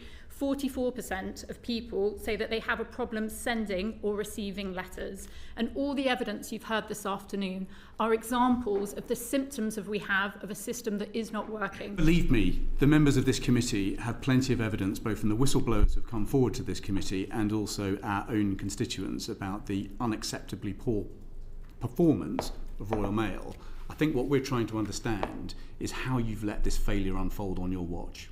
Well, thank you for the question, because I think it's important, very important, to set this out, because actually Offcom, out of all of the players that you've seen this afternoon, has been the organisation that has grasped the nettle. So we just said there's 220 million letters delivered late. I don't, if that's grasping the nettle, Ms. Black, I'm afraid we're not impressed. So in 2025, we consulted on how to reform the USO. That was on the back of a national conversation which we started in 2024. In previous years, there'd been lots of talk about the need for reform, but no one came forward with a plan. It was only in 2024 when we forced a conversation that Royal Mail came forward with a suggestion of how they could reform the system. And ultimately, it has to come from the company because they are delivering the operations. What we then did in January 2025 is consult and in July announce the reforms to the USO, only 6 months. From the point that we made that announcement, the USO could be implemented. We're as frustrated as you that it has taken this long. And this is what we hear from consumers up and down the country. This is not good enough. So we really welcome the fact that the committee has engaged, has helped us to force... What is the budget of Offcom? I don't know that off the top of my head, so I'd be more than happy to write. It's about £160 million a year, right? So the taxpayer is forking out about £160 million a year to you, the regulator of Royal Mail, and we have a situation today where 220 million letters are being delivered late. So we're trying to understand, is this a powers gap that you've got? Is it an enforcement gap that you've got? What is it going to take for you to get a grip of Royal Mail? Chair, can I be absolutely clear, reiterate my earlier point? It is only Ofcom who has stood up to the table here. First of all, we have changed the regulations to enable a company to modernise, to fit the way that consumers are now using it to do. At the same time, we have held their feet to the fire by fining them £37 million over the last 3 years. But absolutely, the job is not done, and we are laser focused on getting this across the line. And that is why it is so important to not only see an improvement plan, we all know we've been there before, but make sure that it's absolutely backed with investment from the owners of Royal Mail. But all of those measures that you've set out, the service has not improved. If anything, it has deteriorated to crisis levels. So just help me understand, how is the next 12 months going to be different, and how is Ofcom finally going to get a grip of this failing service? I would reiterate again, we are the only ones who have stepped up to the table on this. Look, I appreciate that, but you are the lead regulator for it, so I'm not sure who else you think should be doing this job for you for the £160 million that we give you each year. An agreement coming together from the Royal Mail and CW to get on with implementing the USO reform. But please let me answer your question on the next 12 months. What we would like to see is an agreement to implement the USO reform. Totally agree, it is not a silver bullet. We have said that multiple times ourselves. But the company needs to get on with implementing the USO, because consumers tell us up and down the country that they are losing confidence in the service, and we absolutely cannot have that. People value it. What they really value is the opportunity to connect with their communities. As all of you here up and down the country, we receive the same letters, we have heard from the same whistleblowers, and that's why we take it incredibly seriously. Mr. Cooper. Thank you, Chair. What lay behind that latest fine, £21 million in October 2025? What triggered that? I'm going to ask my colleague Ian to answer that question. Yes, thank you for the question. So the Postal Service Act tells us how we make that assessment. We need to think about the seriousness of the breach, ensure it's proportionate, and we have to take account of enforcement guidelines.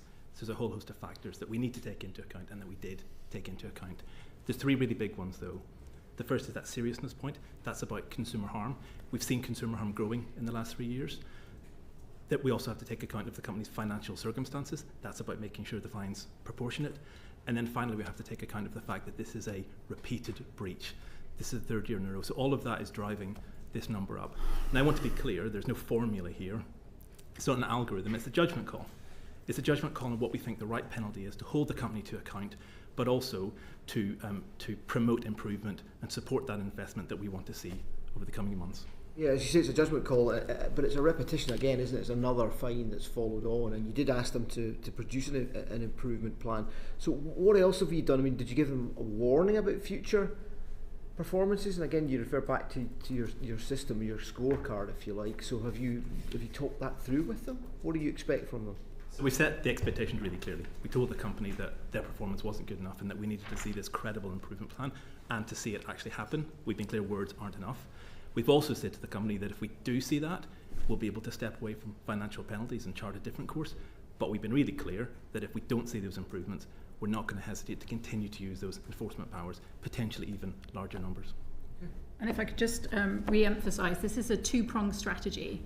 Ultimately, it's about the long-term vision for the company, which is USO reform. But in the short term, we don't take our, we maintain our laser focus and keep their feet to the fire on ensuring that we hold them to account on quality of standards, and that's where the findings come in.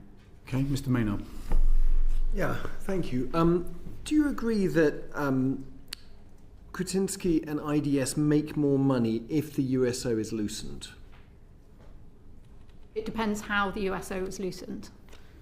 Right, okay, I would say that if the conditions are looser, it's easier to make money because you've got to do less work to meet those conditions, and therefore the incentives there don't add up. And I'm you mentioned that this may not be a silver bullet. What we're worried about is we're back here again and again and again, as we have been for the last decade, because these incentives don't work. Because he's clearly a very capable capitalist, and he is doing what capitalists do, which is making all his money on the GLS side of the business, and he's cutting his costs as much as he can on the Royal Mail side of the business. And what are your ideas as to how to fix the incentives so that we actually have a Royal Mail that's fit for purpose and serves our posties and our consumers well? Yes, so I understand the question. I think I really want to emphasise this point. It's not an improvement plan for the sake of it. We also need to collectively push on investment in the business, particularly on the letters side, to make sure that you see the modernisation that has been seen elsewhere in the world. I would re-emphasise the fact everyone in the world is struggling with this problem at the moment because the way letters are being used has fundamentally changed. But this is why we've thought so carefully about how we have done USO reform. We were under a lot of pressure from the Royal Mail, for example, to loosen some of our regulations, including on access mail, which of course NHS and small businesses really rely on, and we didn't. We maintained our regulation on the D+1 product. So there is a balance to be struck here, but ultimately we need to end up with more investment in the business to make sure it's fit for purpose. What comfort can you give us that we're just not going to be in a cycle or continue on the cycle we're already on, which is just a weaker and weaker USO? I can not give 100% comfort because we don't know what's going to happen in the future, but what I can assure you on is that we've taken these decisions very, very carefully, and we've talked to people up and down the country, and what they tell us they really value is reliability.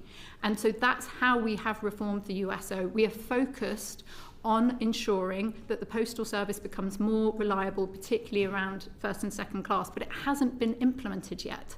I think that's what we've heard today is so many frustrations and sticking plasters around the edges. That's not what is going to support the business in the long term. We need to see the USO implemented, and we need to see a credible plan to get us there, backed by investment. If EP Group fail and breach their obligations, what are you going to do about it? Now, if these are the obligations, you mean the undertakings? That would yes. That would be a question for the government because they are not with Ofcom as the regulator. It's an agreement between EP Group and the government. But when you read the text, there are undertakings and commitments to making sure that they meet their regulatory requirements. So that's undertakings up there, and your obligations down here at the Ofcom level? With the Royal Mail, yes. So what about those, if they fail those? I mean, because frankly, 37 million over 3 years, I mean, it's a big business. That's kind of pretty minor. That's 10 million a year, a little over. Does that really change anything? I don't think it does. I would disagree. When you look in terms of how the business is struggling at the moment, and Ofcom has two roles here, both in terms of looking out for consumers and making sure that their interests are looked after, but also monitoring the financial sustainability of the business. And I think it's clear that, as we've heard, the finances are in a difficult situation. And so actually, when you consider these fines, these are not insignificant at all. But ultimately, it comes back to what is the long-term solution which is going to get us all collectively in a better place and satisfy the consumers that we are here to serve. And that's about having a credible improvement plan backed by investment. How much investment? Well, you would have seen in the letter from the CEO of the Royal Mail that they committed to 100 million a year for the next 5 years. Until we see the agreement between the Royal Mail and the CW on exactly how the USO is going to be implemented, I can't give you a figure on that. We made an estimate when we undertook the USO reform of somewhere between 250 million and 425. Royal Mail have come back and said that they anticipate savings of 300 million. But once the agreement is made, which we very much hope will be soon, that would be a question that we would want to ask. Do you think that the investment proposed is in the right order of magnitude? It's difficult to say at the moment, but I think we've all heard there's some fundamental challenges in the business, and this is why the investment argument is so important. Thank you. Sarah Edwards. Thank you, Chair. I just wanted to pick up on the point that you're making, Ms. Black, about sort of the USO reform, in particular because I think that it's an interesting term to use, given that I think we're seeing it in the wrong direction. Probably the committee would agree, because at the moment, from the 1st of April this year, we're going to see first-class delivery targets are going to drop from 93% to 90%, second class from 98.5% to 95%.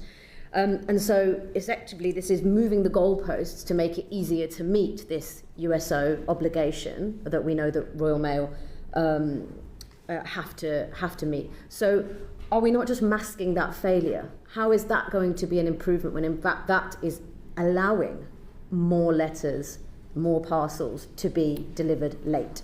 Thank you for asking this question, because I think this is very important. I mean, firstly, just to re-emphasise the point, USO reform has not been implemented yet because it has not been agreed yet between the Royal Mail and the CWU.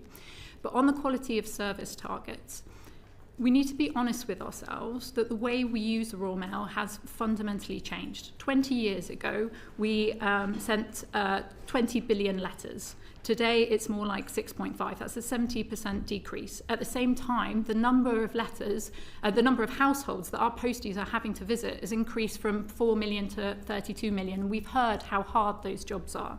So we have tried to strike a balance here that reflects that it is much harder now to deliver mail in this country because the way that we're using it is fundamentally different. But to be absolutely clear, when you compare these standards with other countries in the world, our targets are much, much higher than the rest of Europe. I don't necessarily think that we want to race to the bottom, though. I think that we want a good service for the entirety of the country. So there's also an additional reliability target, which is saying that effectively mail cannot be delivered 2 days later than if it's first class or second class, the allotted time that it's supposed to arrive in. How are these going to be used for you to measure the performance of Royal Mail, and how's that going to be calculated in the kind of fines that you might potentially have to put onto Royal Mail this coming year? Yeah, that's a great question, because again, this is where we've tried to walk this really fine line of reflecting the fact that the world has changed, but equally consumers, quite rightly, have high expectations of the Royal Mail. So what we have implemented alongside the changes to the target is a tail of mail target. Because we were hearing, as you might have done as well, that on occasion there might be letters that have been, for whatever reason, not delivered and are left around. We want to make sure that if the first target isn't met, the Royal Mail is still incentivised to make sure that those letters go out as quickly as possible. And that's the point of the target. And Ian, as our Director of Enforcement, I'm sure you'd reiterate that that's something we'd take into consideration. Absolutely. This change is about increasing accountability. So we'll hold Royal Mail to account for these new reliability targets, and we'll hold it to account for its existing 1 day and 3 day targets in exactly the same way we have done in recent years. And how's that going to translate then into the way in which you decide whether to issue a fine? Because obviously this is adding to a structure that you currently have. So you're broadening the KPIs as such that you use to measure their performance. So how do you think you're going to use these reliability targets, or how are you factoring those in? So the reliability targets are looking at managing this length of time that letters overall get delayed. That's also about consumer harm. So it's the same kind of considerations we've always had, the level of consumer harm, the seriousness of the breach. So we'll take all of that into account, and we'll think about the right penalty to incentivise a change in the organisation. Thank you. Nick Smith. Thank you, Chair. Ms Black, Mr Křetínský talked about a first-class mail delivery success rate of over 90%. But in your introduction, you talked about a success rate of 76%. Yep. So, is someone not telling the truth, or have you got mixed targets going on here? Well, let me be absolutely clear.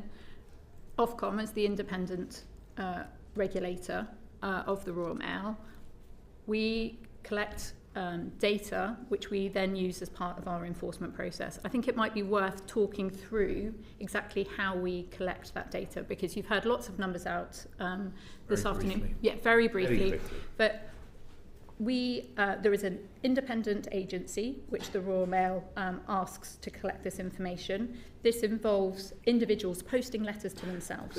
So Royal Mail don't know who they are, they can't be involved in that process. That is then audited.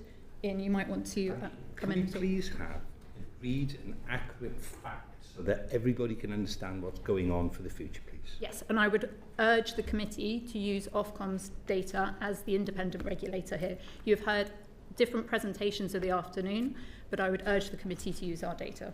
Please proceed, Mr Smith. Thanks.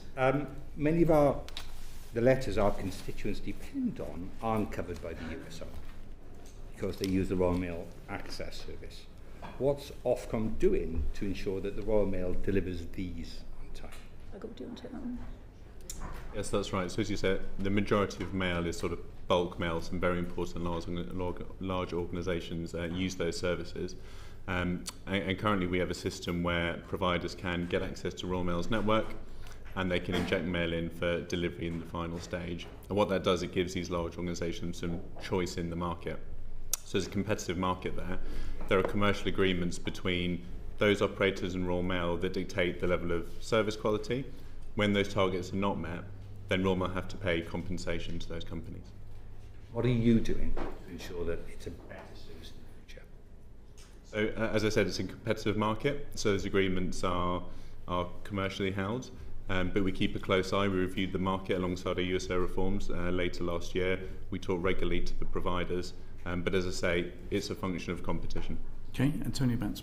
Thank you very much, Chair. The reforms that you have approved to the USO would see second-class letters only delivered on alternating weekdays. Why should our constituents have to put up with worse service in order to clear up Royal Mail's mess?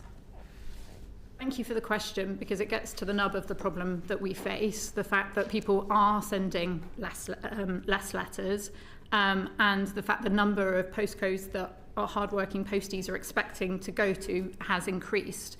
I want to be absolutely clear, though, we have maintained a 6-day service through the first class. I recognise that price is a problem quite often. And then an alternate day service, which means that in practice, if before the USO you sent a letter on a Monday, it would previously be delivered on a Thursday. That will still be the case. The difference is if the post covers over the Saturday. So whereas previously, if you posted the letter on a Wednesday, it would arrive on a Saturday. That won't happen anymore because there won't be any deliveries on Saturday for second class. And so the letter should arrive on the Monday. So it is a change, but we have tried to recognise that there is still the first class for those really urgent letters, and that if you post your letter at the beginning of the week, the change won't feel as significant as it will at the end of the week. You're confident that the negotiations between the company and the union will come to a conclusion whereby the changes you're proposing to the USO will actually successfully be delivered? Because at the moment, my constituents would say they're not getting the letters posted on a Monday, on a Thursday, nor are they getting the letters posted on a Tuesday, on a Saturday. In fact, some of them are waiting for weeks for birthday cards, condolence cards, appointment letters, penalty fares, important documentation, legal documentation that they've been missing. Do you think that's going to happen? We absolutely share those frustrations, and that's what consumers tell us up and down the country. But I'd re-emphasise this is why we need to see a credible improvement plan backed by investment. USO implementation has not happened yet. We need to make that happen as quickly as possible, and we need to see the trajectory that is going to happen by seeing this plan and seeing backed by investment. Okay, Dan Aldridge. I think the sad situation is that my constituents can rely on Amazon to deliver with the next day, but that's not what they're seeing from Royal Mail. And I think we've seen a tripling in 10 years of the price of a first class stamp from 62 to £1.80. Second class is a more moderate rise from 65 to 87, but you're due to consult soon on changes to postal pricing. So that could include scrapping that cap on second class stamps. If the public are going to be asked to pay more, shouldn't this be made conditional on Royal Mail getting their act together? So you're absolutely right. The cap is due to run out in April next year. We are actively considering all the different options that are possible. The one that you've outlined is one on the table, linking price to quality of service. I think one of the challenges that we have to keep in our mind is back to the role of Offcom, which is looking after the interests of consumers, but also with an eye to the financial sustainability of the Royal Mail. We'll have to look at those options through both of those prisms. Okay. What has happened here over the last 12 months? I mean, what's your take on how have things just slid? Why are we here today? What has happened? So my honest view, Chair, is that we are at a crunch moment. There is a way through this. We have laid that path out there in terms of reforming the USO in 6 months, making our changes as quickly as possible while consulting up and down the country. What we now need to see is action. That's why people are so frustrated. What's your take on what's happened over the last 6 to 9 months to get to this point? It's felt like they've had a bit of a standoff. They've now got things back together. We're now promised some deal on the table by the 30th of March. But I mean, how has it come to this, do you think? I think we shouldn't underestimate the scale of the challenge. And back to my point around the fact that the way we use the Royal Mail has fundamentally changed, not only here in the UK, but around the world. And we send a lot less letters, but the challenge is those fewer letters we are sending really, really matter to people, and that's what they tell us. Is your mental model of what's happened here that it's just that the pressure is suddenly built up and we've just now hit a tipping point? You said crunch point at the top of your answer. We're at the moment of transformation. We have fundamentally reviewed the USO. We have provided a flight path to help the company become more fit for purpose in terms of how consumers are using its services going forward.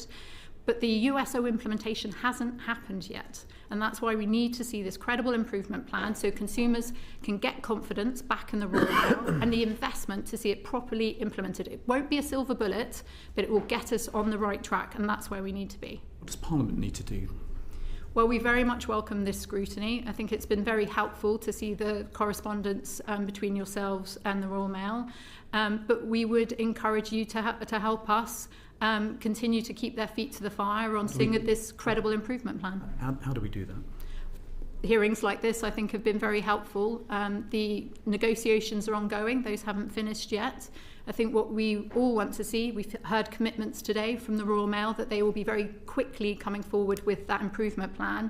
But please note, I keep using the word credible.